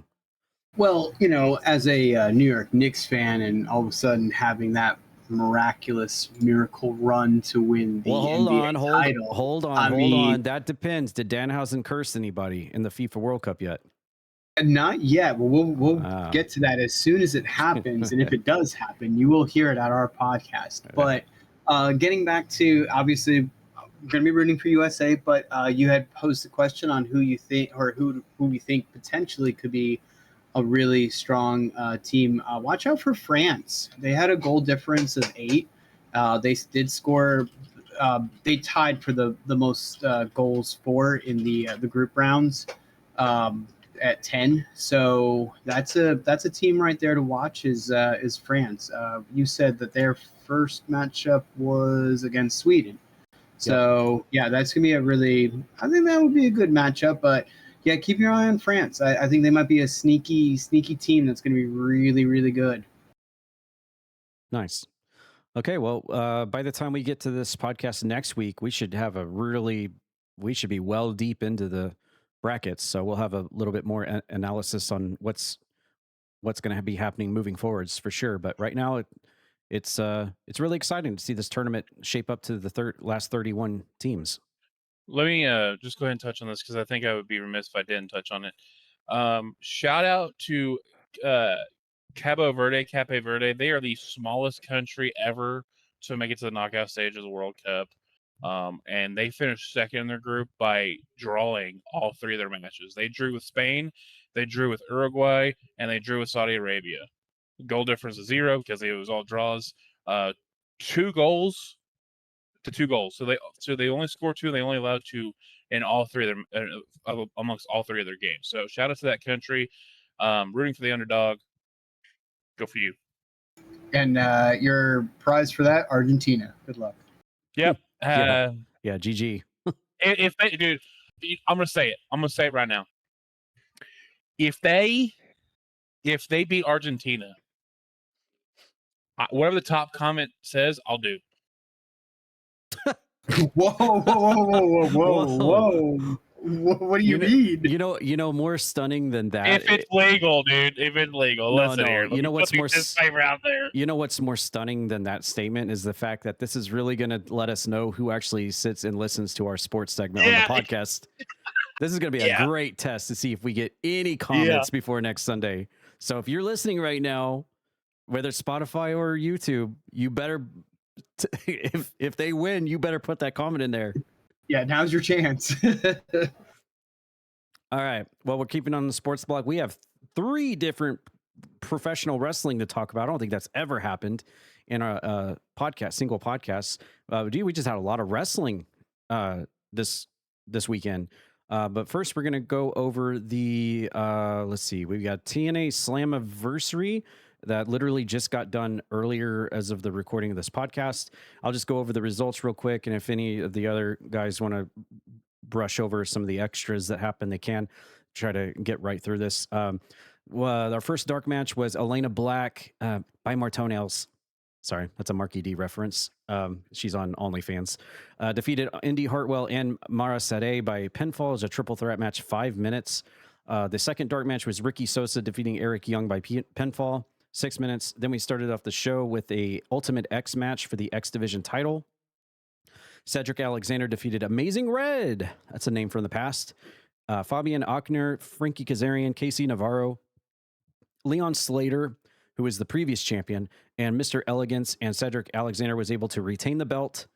And that was in 10.5 minutes in Ultimate X. Good to see Amazing Red back again. And I think the guys will actually add on to something about Amazing Red here in TNA after I'm done here. The next match was a singles match, and it had 2 stipulations on it. If Elijah lost, Francis would have owned his name, likeness, and music catalog. This was Elijah defeating AJ Francis with expressions by pinfall, a 9-minute matchup. And AJ Francis has definitely got a very interesting gimmick these days where he's like trying to own the musical copyrights of Elijah, who we know is like all about the guitar and stuff. The next match was a tag team match for the Knockouts. That's the women's tag team titles. This was Rosemary and Allie defeating the Elegance brand, Heather by Elegance and M by Elegance. And they were the champions, and they just had like 16 people at ringside with them for their Ash by Elegance stable. But yeah, Allie and Rosemary, after all the backstage vignettes going to the demon world and the cameos from James Mitchell, Raven, Abyss, and all that, they brought her back, and it has finally paid off. They are now the women's tag team champions in 9 minutes, 40 seconds. Our next match was a triple threat match for the international championship. It was an open challenge, and Mustafa Ali, who has been the current champion, he came out with Tasha Steele, part of his like presidential stable thing that he's been doing. He defeated Rich Swann and Yuha Nation by pinfall, and this was Apollo Creed, or not Creed, that's Rocky. Apollo Cruz, who is formerly WWE. He is now, I guess, signed to TNA as Yuha Nation. Hopefully I'm saying that right. But he made his debut there in this match as a surprise, making a triple threat match. But nevertheless, Mustafa Ali still walks out with his belt. And I said it before we started this podcast, and I've actually been saying it all along. Mustafa Ali, I understand that they're trying to like slow burn him into TNA right now. And I know Grem specifically is a huge fan of his, but I honestly feel like Mustafa Ali right now is being wasted in the mid-card spot. He should be up at the top.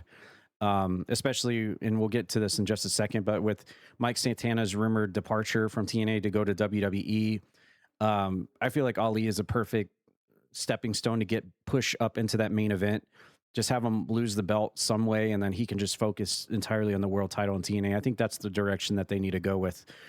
He is definitely one of the key players in TNA right now, and I think he's just there's a lot of unlimited potential there that they're just not utilizing with Ali. And I would have said the same thing about oh God, what's her name? The woman that just got released because of the CMLL thing, Tessa Blanchard.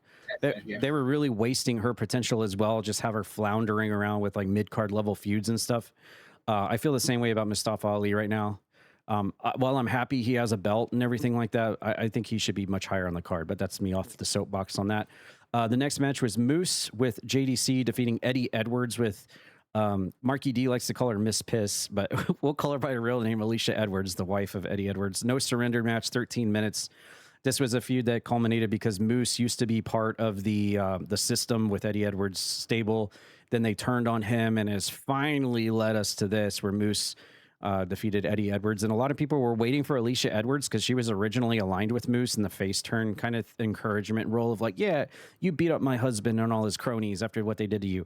Well, they turned her heel way earlier. And I feel like while everyone saw it coming and knew it was coming, I think they would have been better waiting until here to turn her heel, because I think it would have been more believable and out of nowhere. I don't know, though. I don't know, because he was actually facing Eddie Edwards. And then if it's like Moose against her husband, then you're like, okay, now is when the heel turn is going to happen. I don't know. I don't know how you could have done it, but I feel like in this situation, it probably would have been a little better to wait off and have a little bit more of a wait period on it rather than turn her heel so early. But what do I know? Next match saw Zaya Brookside defeating Lee, who is the champion for the TNA Knockouts World title. This was almost a 12-minute match. These two, of course, were used to be tag partners, and the good guys, the heroes, good heroes. I forgot what they, Dream Warriors or something, whatever they called each other. And then they, Zaya Brookside turned on her, and they've been kind of feuding ever since. Lee just recently got her second title after she lost it to Santino's daughter, and then she won it back recently, and now she's already lost it again to Zaya Brookside. So you're definitely seeing some of these title belts with some shakeups going on, especially with all the stuff happening behind the scenes in TNA with like the rumors of Road Dogg coming in to be the head booker. I wonder if that has anything to do with that. But there are a lot of roster shuffling happening these days in TNA, and rumors going about. But Zaya Brookside is the new women's champion in TNA, at least for right now. Our semi-main event was a four-way ladder match for the TNA World Tag Team titles. It was Matt and Jeff Hardy beating the System, who were the champions, Brian Myers and Bear Bronson, and of course the Righteous Vincent and Dutch, and the Great Hands, Hotch and Botch, as Marky D. Lots of Marky D references here. Who is part of Mustafa Ali's entourage there. Pretty cool. I would actually like to go back and watch this match because I'm sure it was pretty fun.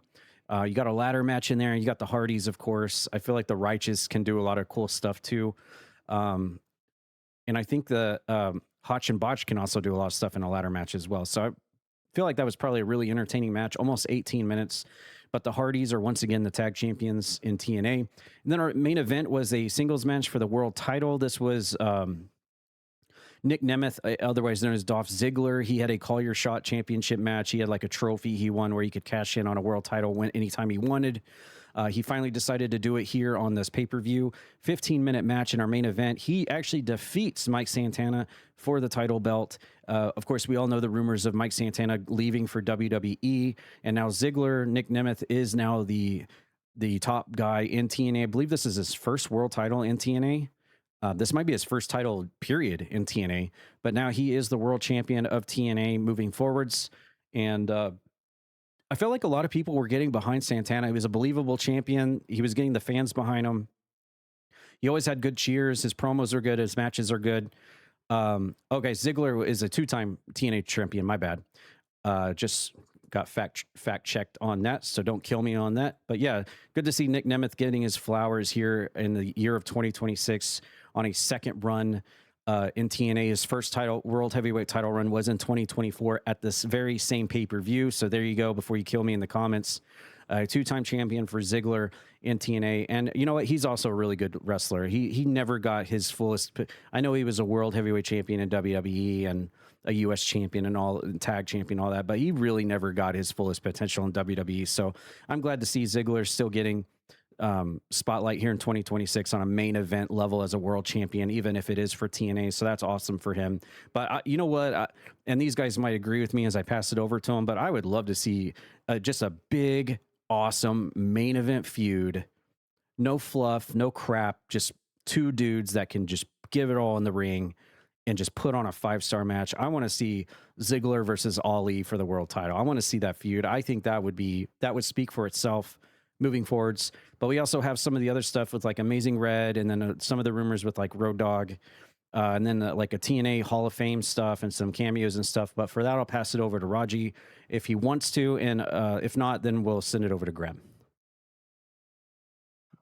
Actually, yeah, the only thing I gotta say about Ali and Nick Nemeth is hopefully they have better matches than they did in WWE. Well, you weren't, because I wasn't watching. Were they not very their good? Their only 1v1 match was in 2023 on Raw, and I guess got a very low score, like low rating. But when they're in tag matches, they're fire, because you know tag matches are always fire. But one-on-one wasn't great. But you know, here we are 3 years later. Chemistry's probably different.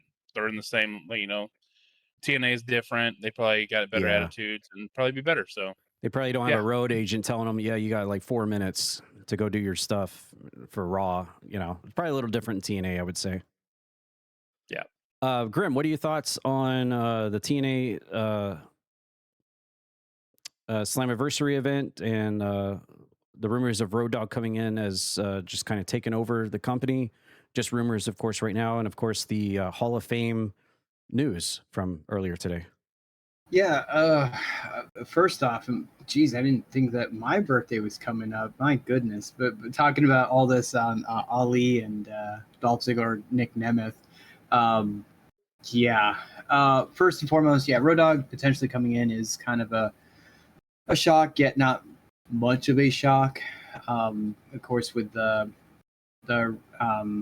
release or letting go of like Tommy Dreamer.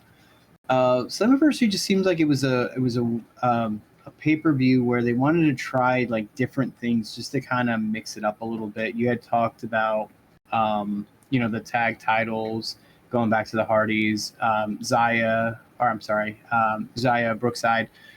winning the title after Lee just got it. It just seemed kind of weird. The Moose thing with Eddie Edwards. It just seemed like it was just a different direction, I guess, for the matches and how they would end up, and just do something a little different. I also wanted to talk on one other thing that you guys had brought up, and I was like, oh man, I want to make sure I say that. But no, there's a second title run for Nick Nemeth, and heading into down the line, if Mike Santana is leaving TNA, that does leave open that spot. Kind of what Raji was kind of touching on. Ali and Dolph Ziggler at the time did have like a little thing going in WWE. They only did have one match. When they both came into TNA, I believe they also had a match. I don't know the rating of that match, but again, like you said, different chemistry. Everything's kind of going in a different direction for them. I'm pretty sure they would be fine, and the match would be really, really good. AJ Francis, that was it. He's really changed. And try not. I'm not trying to say he's trying to stay relevant, but he's actually got a different like character, that stands out. And in WWE, he was just the big guy in the background, and that was it. So good for him to kind of keep it going a little bit and keep it different and keep yourself relevant. That's pretty much it when it comes to wrestling in a nutshell, right? You just want to stay relevant. You want people to still remember who you are. And then the Hall of Fame news, that was the other one too. And I kind of spoiled it a little bit. After the Ultimate X match, I believe it was Frankie Kazarian surprising Amazing Red and telling him that he will be in TNA's Hall of Fame. And rightfully so. He needs to be in the Hall of Fame for TNA. Amazing Red did a lot of matches in TNA that were just amazing. Kind of funny how that worked. But yeah, that was a nice little surprise and something different too. You don't just see that after a grueling match, especially an Ultimate X match, to have one person tell it to another competitor. But again, TNA just trying different things, and overall, looked like it was a really, really great show. Oh man, what was I gonna mention? Oh yeah. About the AJ Francis thing. Once again, going back to Marky D again. If he ever listens to this, he's gonna be like, "Oh, those guys like me a lot. They talk about me a lot." Yeah, right. Yeah. But I really like watching his videos, especially when it comes to TNA. But he's compared AJ Francis's new gimmick, where he's like part of the music industry and he's trying to own the rights of other people's musical properties and stuff. He's basically like labeled AJ Francis as like the Suge Knight of TNA. Oh, okay. So yeah, I just wanted to mention that too. But yeah, shout out Marky D. While Slapnuts has appeared. All right, that's it for TNA. We'll keep our eyes on this, of course, with the specifically with the Road Dogg news coming in. That'll definitely shake some things up. I actually, if I can talk, listen to the Eric Bischoff 83 weeks about the potential of Road Dogg coming in, and even Mr. Bischoff said, everyone's going to try to get their hopes up at the very beginning because it's Road Dogg and coming in. Just don't get your hopes too far high up, because it's going to take a long time to turn things around into something that is going to be pretty awesome if he can do that. So I will caution you guys, if it is revealed that Road Dogg's coming in, don't expect like full-fledged, a complete turnaround in TNA like the first couple of shows in. It's going to be a slow burn to get things turned all the way around once he comes in and gets that role, depending on what role it's going to be too, by the way. There's a lot of factors that go into things like that. But all right, we're going to move on to our next wrestling company. This is number 2, and they are also running a pay-per-view actually today in San Jose, and this is Forbidden Door. This is AEW Forbidden Door. They're still currently, as far as I know, according to Wikipedia anyway, they're still in the middle of their event right now. They've only had 3 matches on the main show happen so far. They're on match number 4. Okay. Right now. All right, so this is accurate from what I'm looking at here, I think. Their yes. Opening dark match saw Drilla Maloney defeating Daniel Garcia by pinfall, 10.5 minutes. The second dark match was Micah defeating Sky Blue, pinfall. This was a TBS Championship Survival of the Fittest qualifying match, 9.5 minutes. The third and final dark match was Divine Dominion. That's Megan Bain and Lena Cross defeating Thunder Rosa and Olympia by pinfall. This was a tag match for the AEW Women's World Tag Team titles. 10 minutes, 48 seconds. And then the opening match on the card was a 3-way tag team match. The Young Bucks defeating El Sky Team, which was Mystico and Mascara Dorada, and Unbound Company, which is Shingo, Tagaki, and Titan by pinfall. Almost 18-minute matchup. The next match was a 26.5-minute match, just a regular singles match. This was Kenny Omega defeating Zack Sabre Jr. by pinfall.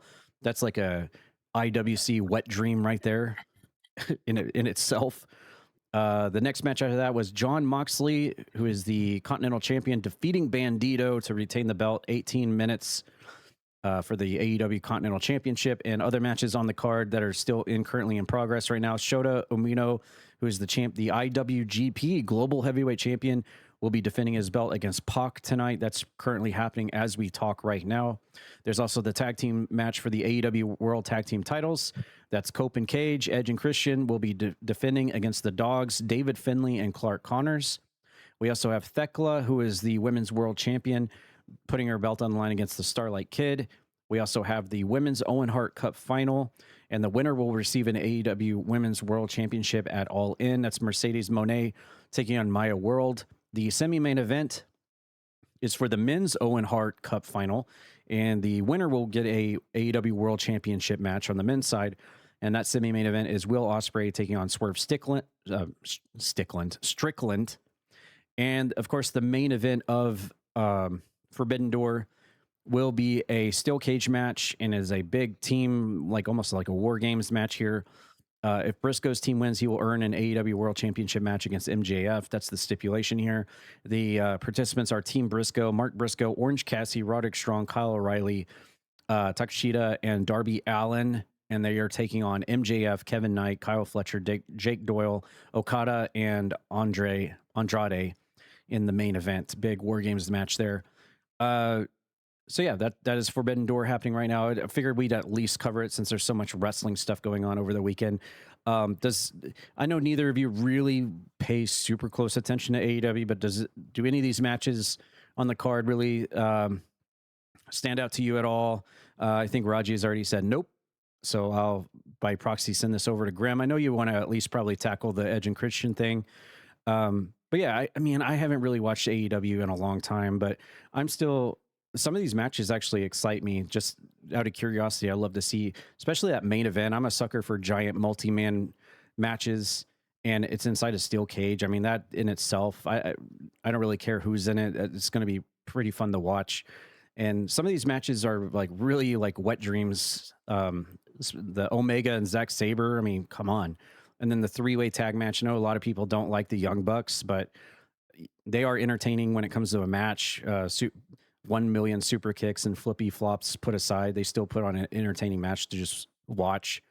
And of course, Ospreay and Swerve Strickland. I call him Stickland again.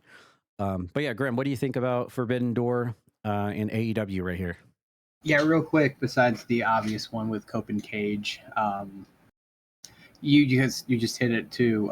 Will Ospreay versus Swerve Strickland. I imagine that is going to be a really, really good match. Swerve is amazing. I enjoy watching Swerve not only wrestle, but when he does promos, he's really, really good. Yeah, steel cage match when you have like is it 10 on 10? Is that or is it 5 on 5? Looks like 6 on 6. 6 on 6. So like that's huge.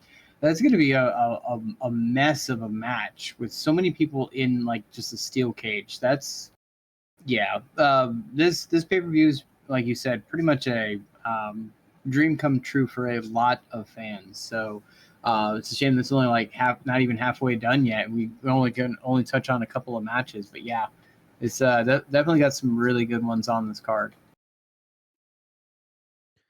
All right, and I'm actually excited to see David Finlay getting a little bit more involved in AEW. I know he's had storyline and stuff and everything, but it's cool. I don't think that they're going to beat Edge and Christian for the tag belts, but it's still cool to see him get his little rise there. Yeah, sometimes like just getting the rub alone is what they, and that's probably what like people like Cope and Cage at that point where they're in a veteran status where they want to try to help those younger kids out. This is definitely a step in the right direction for them. This is like me being like an old school like WCW fan. Just like any connection to the old WCW, I'm happy to see. If it's like a son or a daughter or a relative in any way, seeing them get a match in 2026, I'm like, yeah, that's cool. All right, so I can get behind that. All right, well, there's only one left to talk about, and that is WWE. That was Night of Champions, which took place, I believe, last night. Was it? It was yesterday, but it wasn't at night. It was, I think, in the afternoon. Okay. But first, before we get into the results real quick, we did have another Danhausen news, which, it's Toad Talk Podcast. Another week here at Toad Talk. We love talking about Danhausen and what he's been up to. So let's take a look at Danhausen at Night of Champions yesterday.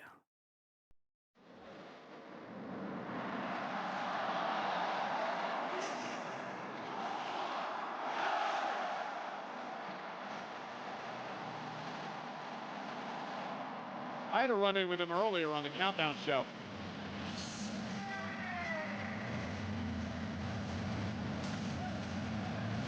Hello, Danhausen! It is I, Danhausen. Very nice, very evil. And it is Danhausen's first time here. And it has been quite wonderful. That's right, Danhausen's been very excited to continue his experiments because recently he's come into a substantial amount of human monies. And with that, Get out of the way, Danhausen!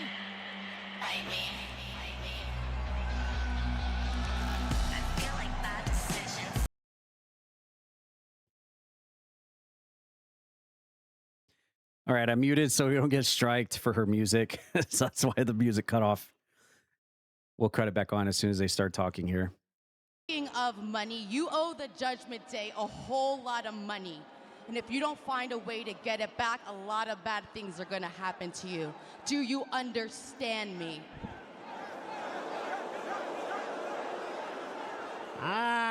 First of all, I don't know what money you're talking about. Second of all, the only person who's in trouble is you, Liv Morgan, because you are cursed!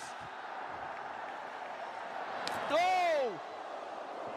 He deserved it. Well, that didn't help matters. Poor Liv has been cursed. I hope it doesn't get as bad as JD McDonough. Nope. All right, we're muting. There's the music again.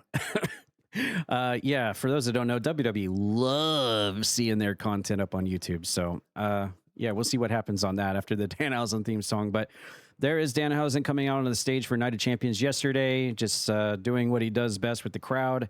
I don't know if the Riyadh crowd really knew how to take him, to be honest. He got a pretty good, I guess, cheer for his antics. But Liv Morgan comes out, he curses her, and I guess that leads to her losing her Queen of the Ring as she was coming out to the ring.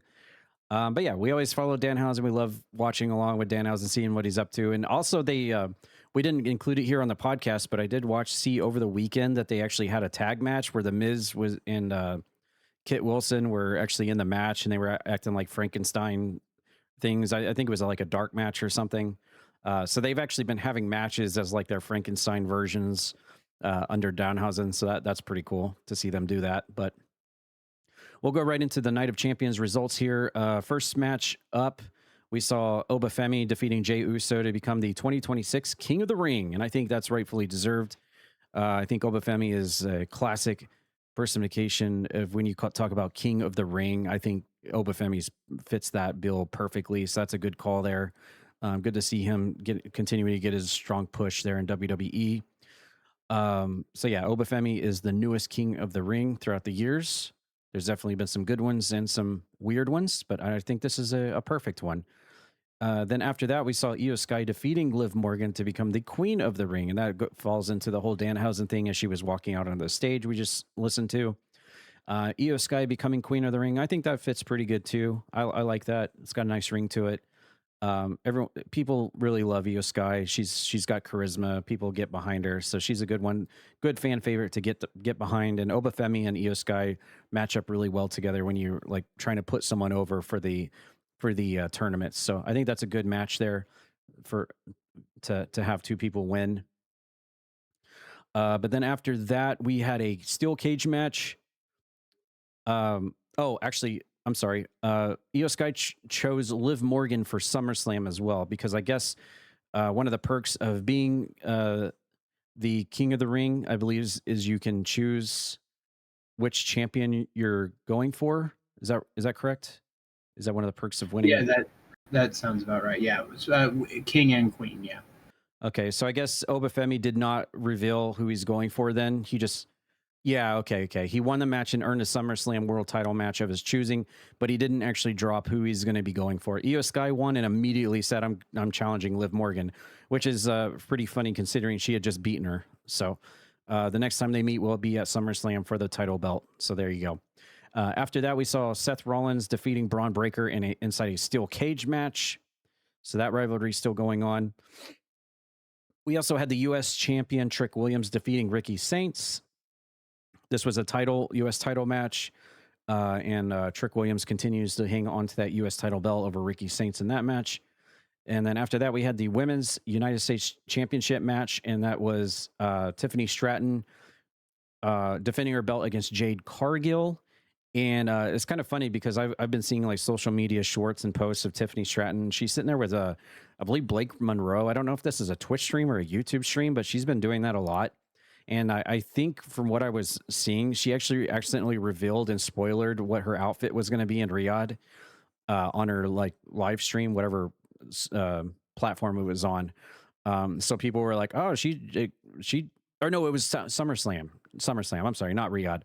But yeah, I guess she accidentally let loose like, "Oh yeah, this is the outfit that I'm going to be wearing at SummerSlam," and people were like, "Oh my gosh, she just spoiled what she's going to wear Summer." So yeah, I saw that on social media over the weekend, and then of course the last match of the show was the one with the big news behind it. It's Sami Zayn taking on Cody Rhodes for the undisputed WWE Championship, and Gunther in a triple threat. All three of them were involved in the match, and it looks like Sami Zayn was able to pin. It was Cody Rhodes. Was it Cody Rhodes he pinned? Yes. Was Cody Rhodes wearing? No, that is not the pin. Oh, that's not the pin. Oh, okay. It is not the pin. Okay. I was gonna say, wow, he pinned the other challenger to. Okay, well, I mean, it's a triple threat. It can happen, but weird booking choice there. But okay, Sami Zayn actually pins Cody Rhodes, the champion, to become the WWE champion. So Sami Zayn gets to celebrate in front of Riyadh to end off the show, and that is your show for the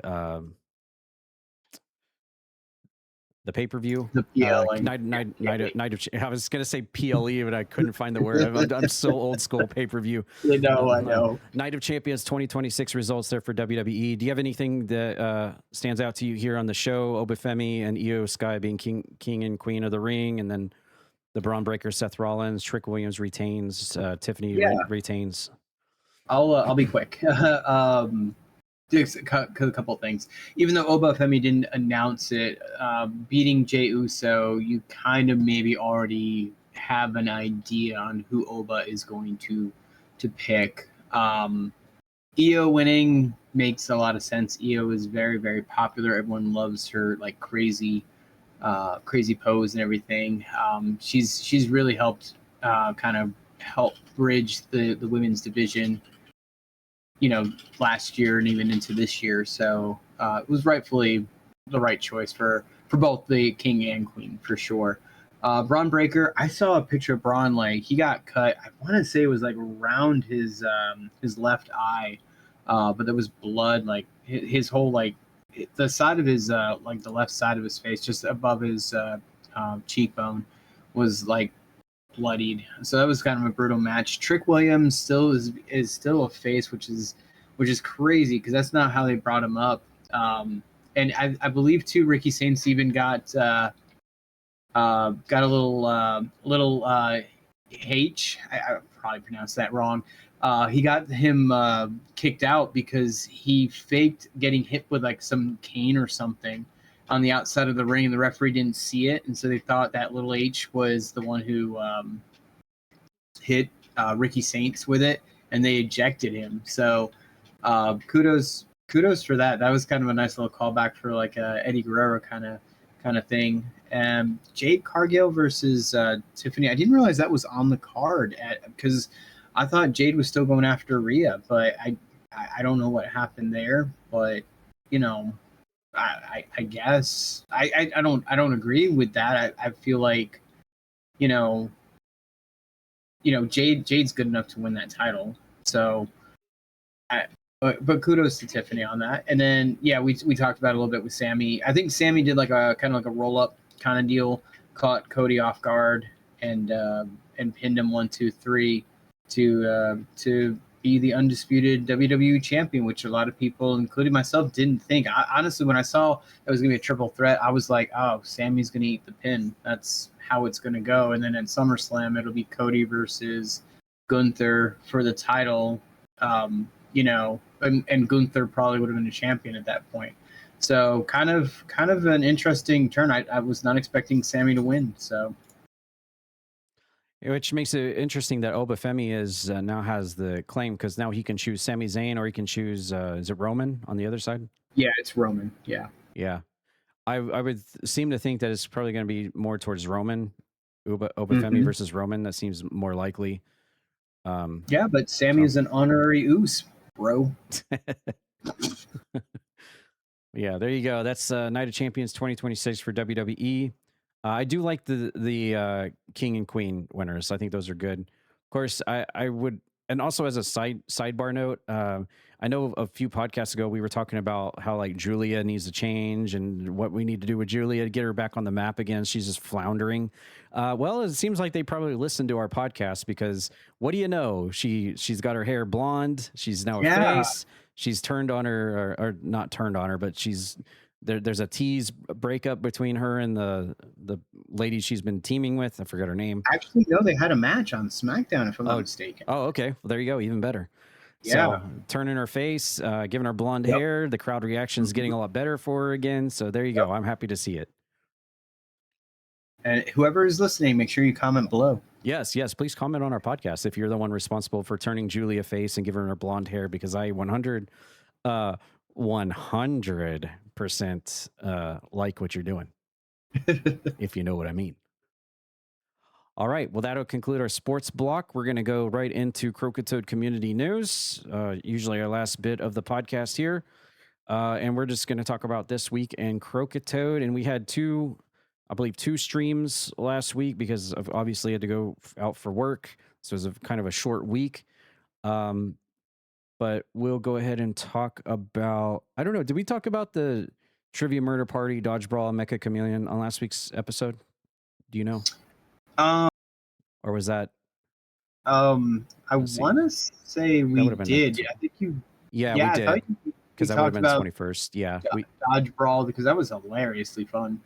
Yeah, we did. Okay, we covered that. All right, so the next stream was on the only stream outside of CPW I did, which was June 24th.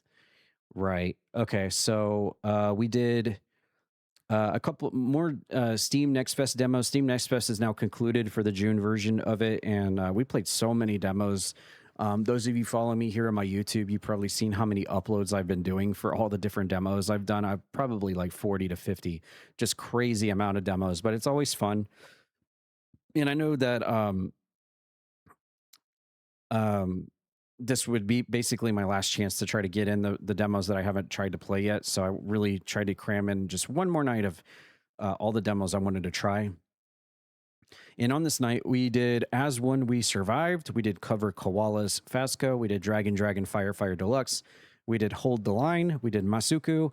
We did Perspective Protocol and Planet Harvester Incremental Odyssey.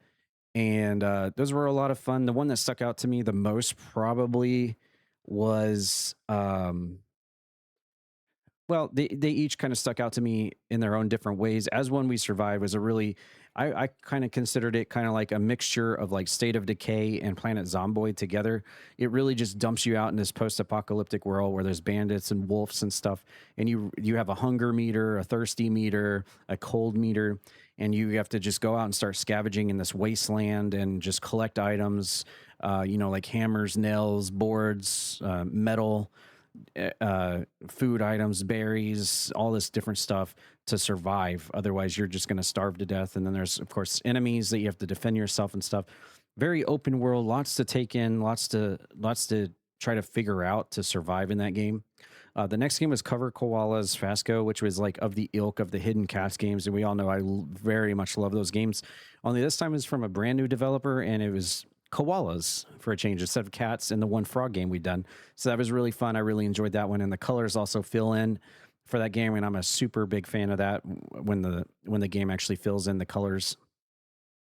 After that, we had Dragon Fire Deluxe, which really brought me back to like the days of like Bubble Bobble and like NES. As soon as I realized how you can actually shoot, because for the longest time I was just sitting there thinking that, okay, all you do is just collect the power-ups. And I felt like an idiot when I realized, oh, you can actually shoot bubbles and projectiles to kill the enemies, and that's how you progress to the next screen, and it just keeps going until you die. Okay, so then that's how I knew how to play the game. But yeah, very much like Bubble Bobble. I've always liked Bubble Bobble. Never been really any good at it, but I've always enjoyed Bubble Bobble. So that game is of that ilk.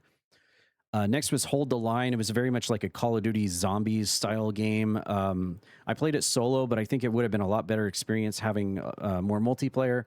I don't know. I enjoy the fact that people are trying to make more grounded kind of like more base COD zombies like we were used to from like in the earlier days with like World of War, Nocturne, Toten, like how it all started, which this game is really much trying to do. There's just some things that I was just like, okay. For example, you have to buy the knife to start off. To repair and barricade windows, it actually charges you money instead of giving you money. It's very, the way the spawns are, they don't actually, well, they try to come for you if you're close to them, but they're trying to go for this center generator thing and trying to destroy that. And if they do enough damage to it, then the round's over. So you don't necessarily have to die for the round to be over.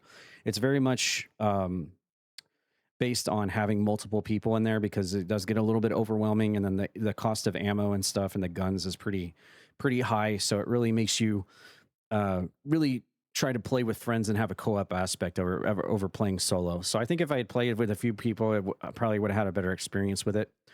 Masuku, that was actually, that was a game I was going to do.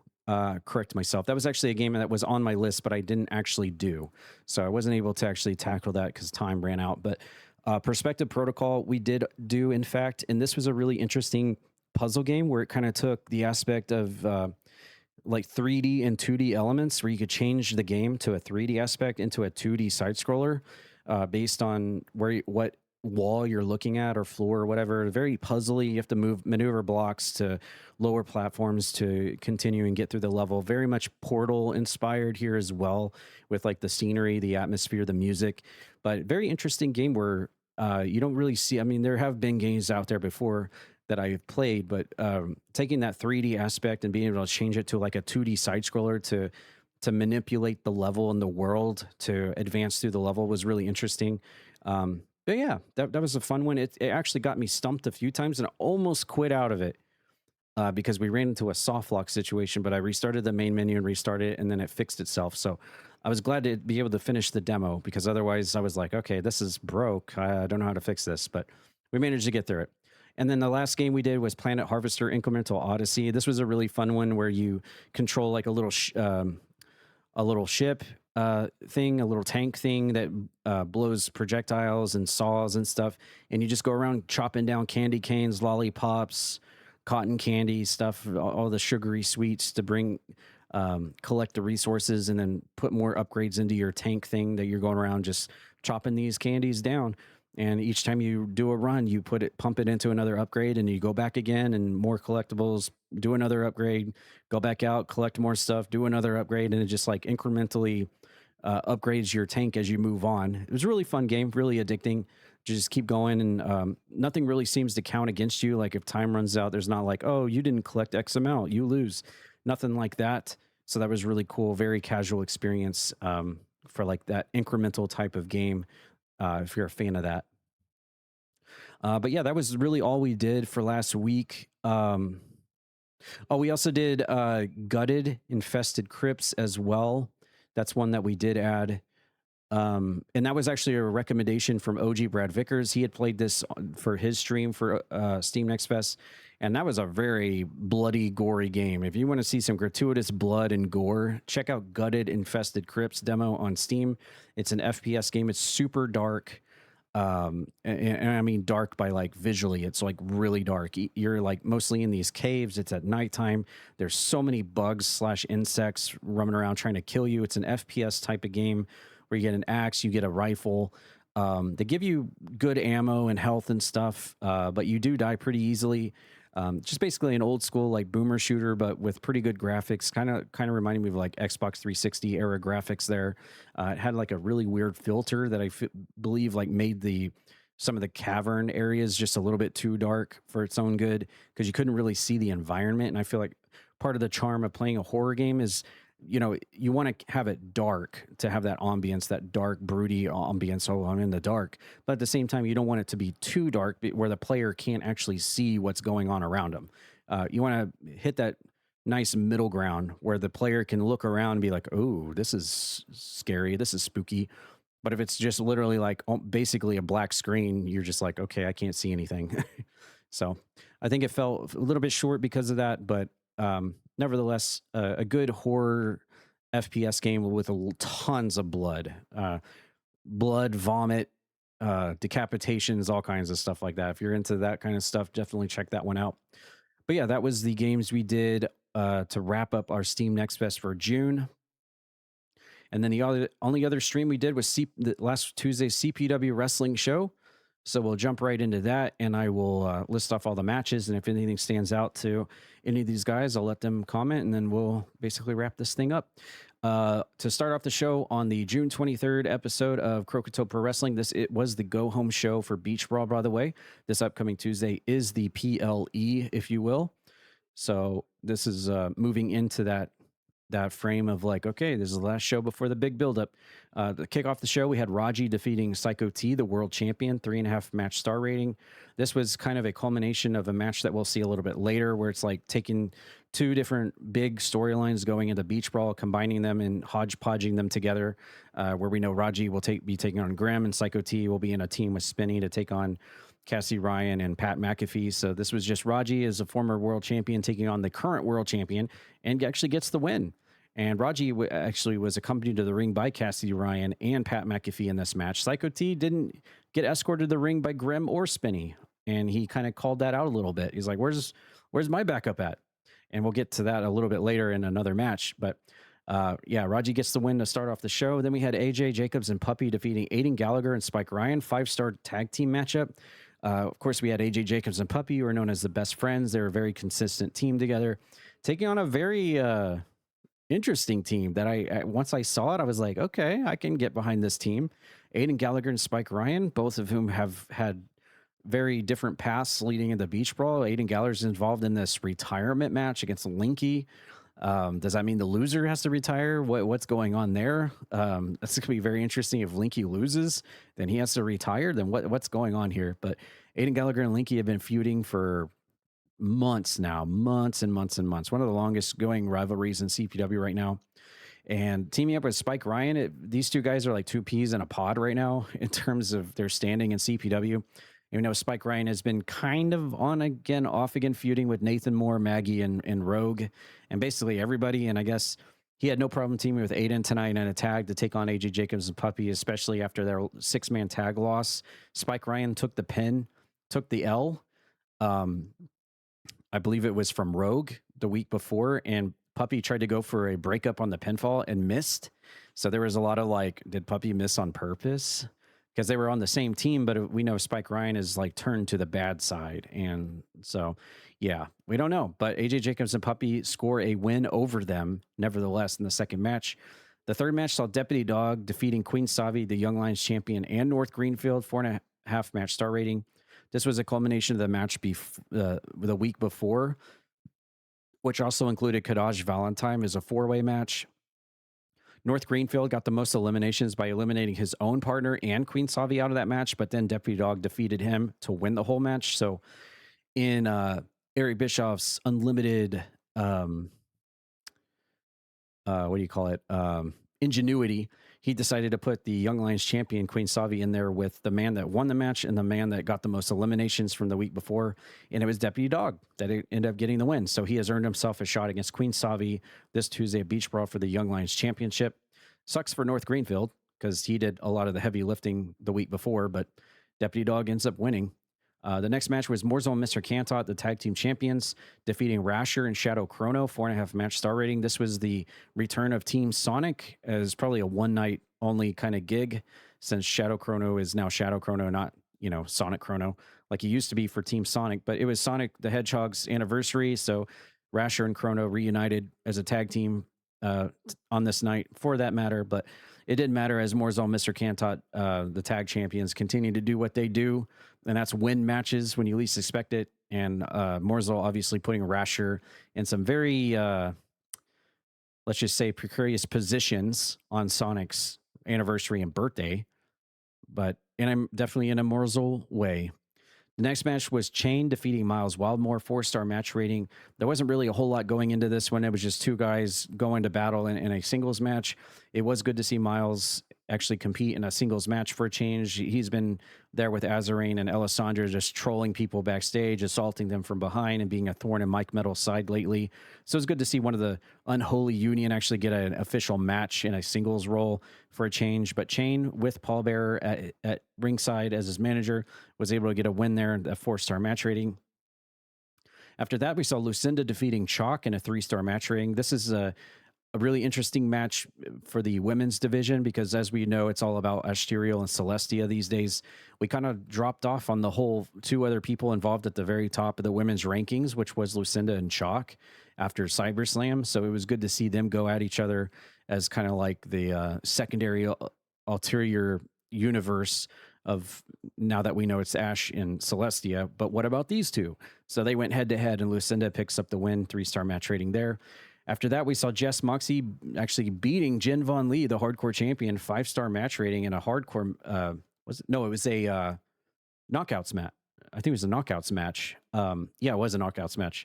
But so we know that Jess Moxie will challenge Jen Von Lee this Tuesday at Beach Brawl for the hardcore title to win an unprecedented, I believe, 4 or 5 times hardcore champion in CPW, more than anybody else since CPW has started. That's a definitely a record for Jess Moxie if he can beat Jen Von Lee this Tuesday. But Jen Von Lee, as we know, has probably got one of the best win-loss records of anybody in CPW with that octopus stretch that she has, where she just makes people tap out. And I think she actually applied that to Jess Moxie a few times. And he was actually tapping out, but you couldn't win the match via submission. So it was knockouts only. So Jess Moxie was able to get the big win over Jen Von Lee, big momentum going into their hardcore title match this Tuesday. After that, we saw Grem defeating Cassidy Ryan, 2-star matchup. And I believe the reason this is 2 stars is because it was a very short match. This is the match to follow up on that first match of the night, where we saw Grem coming out with Psycho T and Spinny at his side. And then Cassidy Ryan, of course, came out with Pat McAfee and Raji. So it was like, okay, Psycho T comes out for Grem and Spinny's there too. But what about the first match? Where was Grem and Spinny to have the back of Psycho T earlier? But I guess they just communication or whatever. But Grem with the world champion and Spinny at ringside was able to defeat Cassidy Ryan with Raji and Pat McAfee at ringside, 2-star match there on that one. After that, we went to the outside of the parking lot and where we saw Strauss Zelnick. That's right. The 2K Take-Two Interactive president and CEO of the gaming company, making his second appearance here in CPW, demanded to be let into the arena to talk to Thaddeus. And this time Eric Bischoff came out and confronted him, and it ended up in a parking lot brawl between Eric Bischoff, the general manager of our Tuesday show, and the president of 2K video game company. And Strauss Zelnick actually defeated Eric Bischoff, laying him out, but the damage had been done, and he was wheeled off by his, personal security and whatever he came there with. He's the president of a notorious video game company, so I'm sure he's got his own henchmen and boys with him there to cover his back. So he got hauled off despite laying Eric Bischoff out outside the parking lot. Thaddeus is not going to be happy about that because we know Thaddeus and Bischoff are super tight, and he doesn't like this Strauss Zelnick guy, the CEO of this major company, coming in and trying to invade CPW. So we'll have to see how that progresses. After that, we had a big surprise in this week's Kappa title match. It was Mike Metal ready to defend the Kappa title again. He's been on a pretty good streak lately since winning it from Ryan Matthews. And we saw the return of Diamond in the neck brace, no less still. But I guess was finally revealed to be allowed to come out and wrestle again after we haven't seen her in a long time. Comatrix finally gave her the green light, I guess. She had a shot for the Kappa title. But before the match could even really get started, it ended 1.5 match star rating. Of course, Mike Metals was continue to be plagued by Azarain, Alessandra, and Miles Wildmore at ringside. And they were the people, the trio responsible for putting Diamond into the injured list to begin with. As remember, the car door heard round the world with her neck getting cracked into it by Miles and Azarain. So both Mike Metal and Diamond both have a chip on their shoulder against these evil clowns. But Mike Metal and Diamond went to a draw because of this. And it was just a big mess. But big surprise seeing Diamond back in almost the ring again. After that, we saw Roxas defeating Mr. Coke, 3.5 match star rating. Mr. Coke deciding, even though that he lost and was being forced to wear the Baby Rage mask, he's still wearing it regardless. Is like a complete reverse psychology shit post, or I guess for this podcast reasons, a poop post to everybody else out there. To say like, yeah, I was forced to wear the Baby Rage mask, but guess what? I'm going to wear it anyways, just to throw my middle fingers up to everybody. So that's kind of where Mr. Coke's going. And we heard here on the podcast last Tuesday when I asked him, would you see Mr. Coke and Roxas as a tag team at Beach Brawl, or would you see you both going at each other in a one-on-one? And you heard in his own voice here on last week's episode, he said, no, I want Roxas one-on-one. So there you go. That's what we got. Roxas defeating Mr. Coke last Tuesday, 3.5 match star rating. So that is going to further infuriate Mr. Coke going into Beach Brawl, where I'm sure we're going to see Coke v. Roxas one more time this Tuesday. After that, we saw Bethany, the master of CQC, taking on the Money in the Bank briefcase holder Ryan Matthews, 3.5 match star rating. Not really a whole lot going into this other than the fact that it was good to see Bethany back again and picking up a very strong win over our briefcase holder, Ryan Matthews. This was like a fight between two people that really like to rely on submissions and strikes. Ryan Matthews, he's got that guillotine choke. And Bethany, of course, has got those arm bars and just lethal strikes. So a mixture of two kind of related kind of offensive styles here going. But Bethany actually picks up the win. Big win for her there. The next match was the return of Feats defeating Nathan Moore, 4.5 match star rating. This was a really cool match. I don't think we've ever seen Feats and Nathan Moore one-on-one before, so it was the first time ever. This was actually the first time we saw Feats ever since stuffing Hype in an ambulance back at the week after CyberSlam. So it was good to see Feats back again after a hiatus and picking up a very strong, impressive win here over Nathan Moore, one-on-one against each other, two guys taking each other to the limit. Then we had our semi-main event of the evening where it was just a hodgepodge ring crammed full of 8 people that have all kinds of storylines going to the Beach Brawl. We had Rock Hard Meat winning the over-the-top battle royal over Anubis Khan, Shamu, Zozakin, Wizard Boss, Celestia, Asterial, and Grim Weaver, 5-star matchup. And that's like 4 different match storylines going into Beach Brawl, all rolled up into one match. And wow. I knew that was going to be a crazy match. I was not expecting Rock Hard Meat to actually win, but he did, standing tall, international champion. We know that Rock Hard Meat will be taking on Grim Weaver for that international title this Tuesday. Anubis Khan's part of that tag team storyline against Shamu. And that thing, we got Zozakin and Wizard Boz already set up as a one-on-one. And then, of course, the Stereo and Celestia this Tuesday for the women's championship as well. Just all thrown into one big, giant battle royal sandwich. And then our main event of the evening was Linky's rightful shot for the TV title. He won this the previous week by pinning Sumo in that 3-way match that also included his rival Aiden Gallagher. He pinned Sumo, so he won the right for the TV title in our main event. 4-star match rating, but Sumo was actually able to defeat him to retain the television title as much as Linky tried to get a title around his waist. And we saw Connie at ringside with him as well to support him, which is another ongoing relationship in itself. But Sumo stays TV champion, and now Linky can completely focus on his whatever the retirement match means this Tuesday at Beach Brawl against Aiden Gallagher. But that was your main event, and that is your wrap-up for the entire show last Tuesday. If either one of these guys have anything to add or a match of the week, I'll go ahead and pass it there. Actually, let me drop my match of the week real quick. And you know what? I have to say,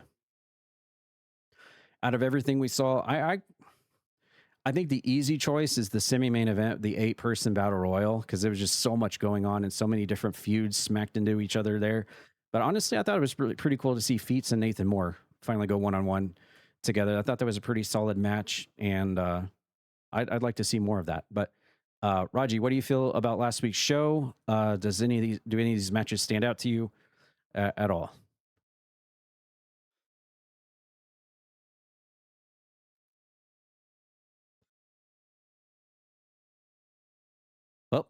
Okay, we'll pass it over to Grem then. Do any of the matches stand out to you? Okay. Well, obviously that Raji defeating Psycho T match is definitely not one that he would say that would stand out.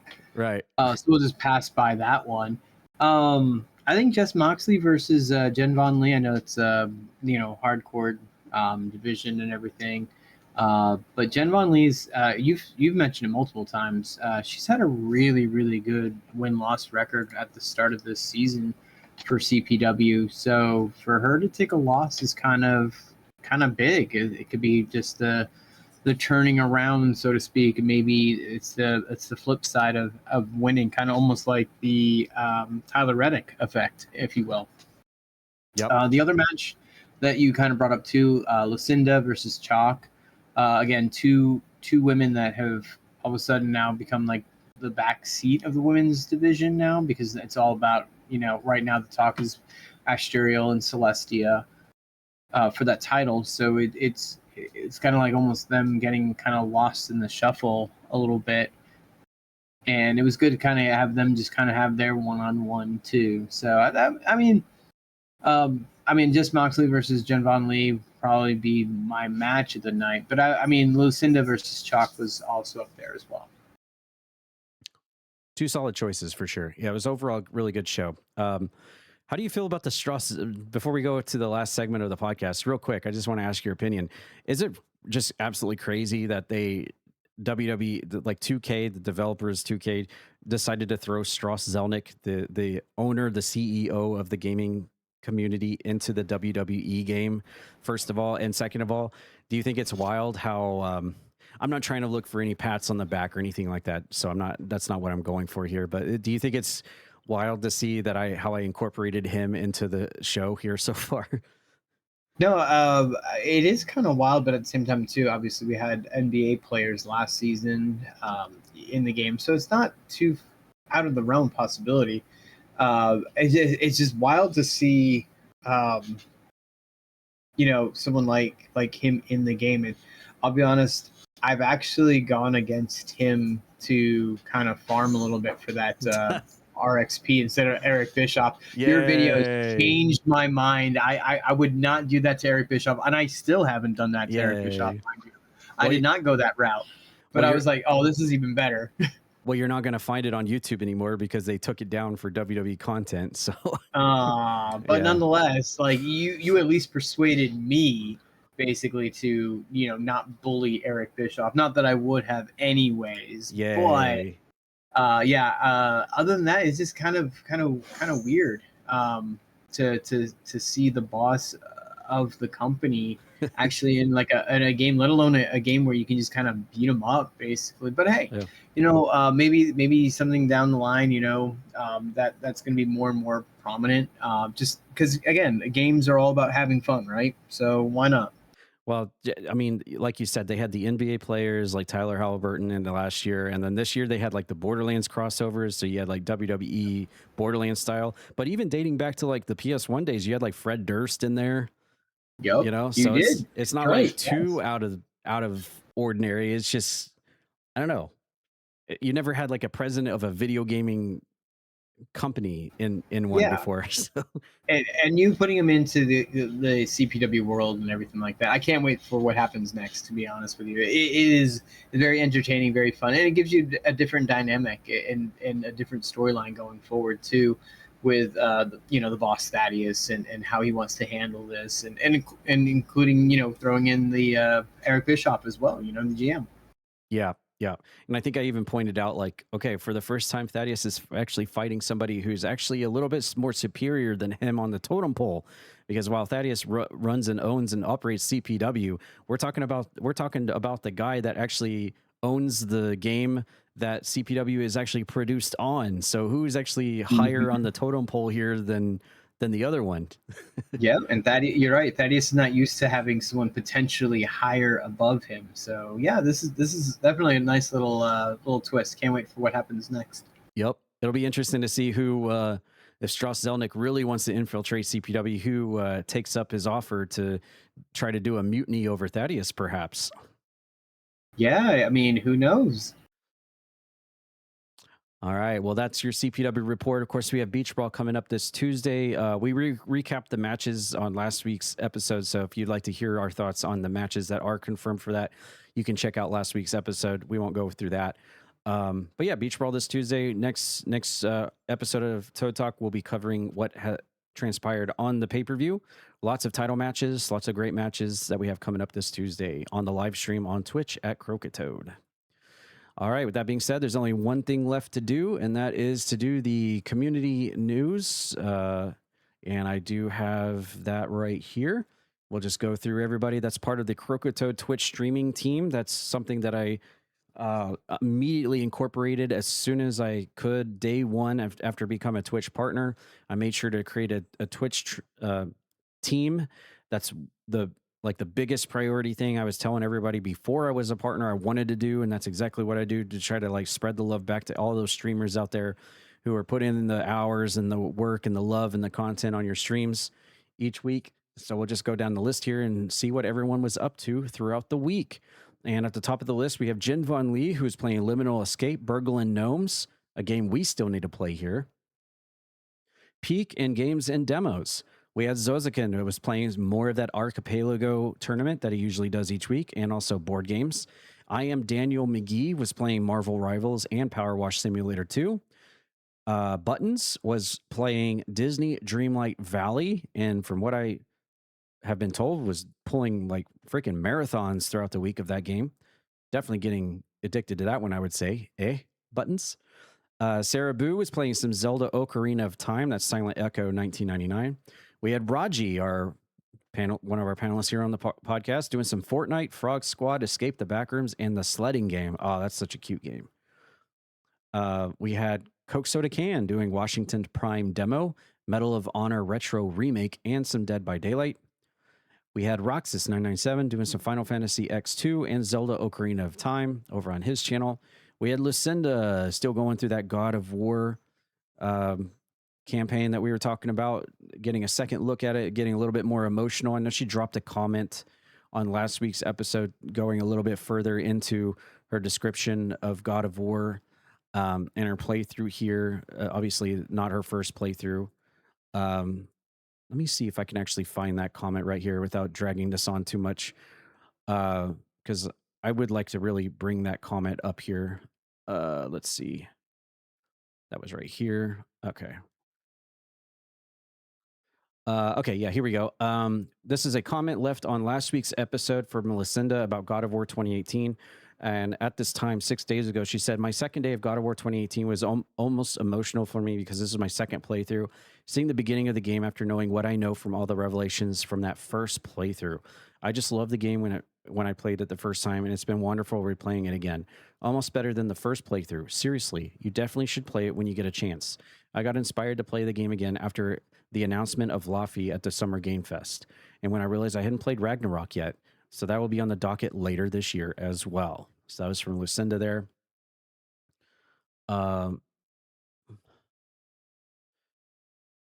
So yeah, still on that God of War 2018, and yes, I definitely need to play it. I usually take Lucinda's recommendations very strongly, and when I know she says something's good, I know I need to play it. So I will definitely add that to the list, at the top of the list anyway. Feet Speeds Games was playing some Dino Crisis, no doubt going for some of those speedrun PBs.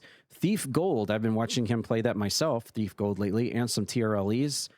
And Feats also left a comment as a result of what we talked about for him last Tuesday's episode, because he was part of the TRLE race for Extra Life. And we'll just announce here his comment from last week's episode. He said, great podcast as always, man. Well, thank you, Feats. We appreciate that.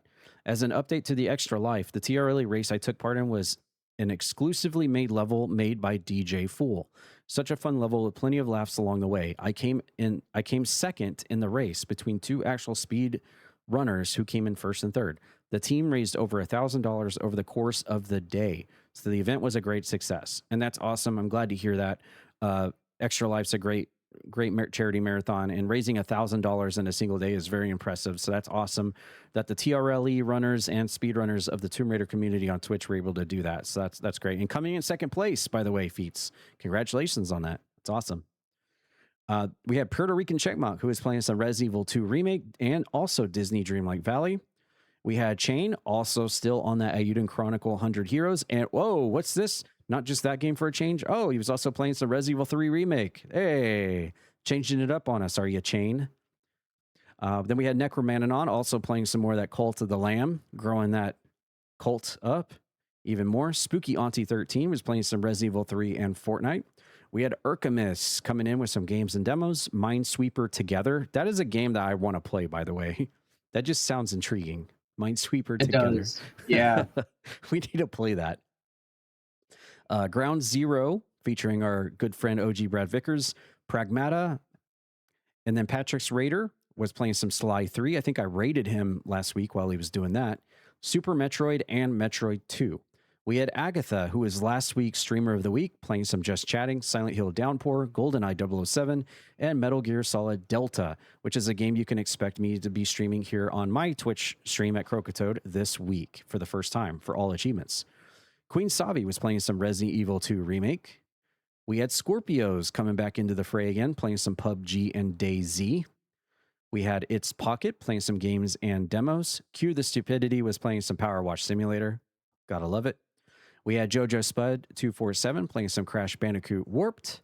Lilu Horrors was in with some Mecha Chameleon and Resident Evil 5. We had Atomic Bomb 1980 playing some Asterigos Curse of the Stars, Resident Evil Requiem, Crackdown 3. And then we had Simply Mayhem, our newest member of the Croakitoad Twitch stream team, playing some Resident Evil 2, Dead by Daylight, and House Flipper. So that is your weekly roundup for all the streamers and the stream team. Y'all keep on plugging and streaming away and doing what your goals and aspirations are. And as I refresh the team page at the time of this recording right now, I see that Chain is currently, in fact, 100%ing Ayuden Chronicles, and he's 2 characters away from 120. So there you go. That is the reason why we keep saying Chain is playing Ayuden Chronicles. He's trying to 100% that RPG, and I'm sure that's taken a long time to do. Okay, but that just leaves us with one thing left to do, and that is reveal our Streamer of the Week and reveal the clip of the week. And for this week, we are going to drop, I believe, our first time ever winner, right? Has she won it before? I don't. Maybe she has. Now that I think about it. Well, you guys are going to have to fact check me on this, but I believe for the second time, we're going to have our first 2-time winner of the Croakitoad Stream Team Streamer of the Week. Yes, as a matter of fact, yeah, she did, because I remember we did for the reasons of like the surgery and stuff. I do remember that. So for the first time ever, someone has won for the second time Streamer of the Week, and that is Puddle Duck 22, otherwise known as Buttons. There's the hand clap sound effects. Yeah. Yeah, clappy clap clap. Thank you, Buttons, for streaming as much as you did, because you made it really no choice here, because of, apparently you streamed 8 times this previous week, and it was all one game, which was Disney Dreamlight Valley. And I believe one of your streams was like 13 hours long or something. So you have been putting in some streams this week on Disney Dreamlight Valley. I don't know if you're going for 100% or you're just, just casually diving into it and just having a good time with it. But dang, you streamed a lot, and you streamed for some hours this week on Disney Dreamlight, and you deserve Streamer of the Week, being the first ever person to ever win it for the second time. And with that, we'll end off our podcast with the clip of the week, which is also coming from Puddle Duck 22. And this one is an older clip when she was playing Tomb Raider, the Angel of Darkness. So we'll show this off here right now.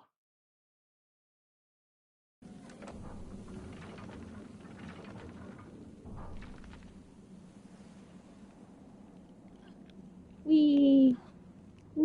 Oh. Don't jump then, just run out. That's cool too.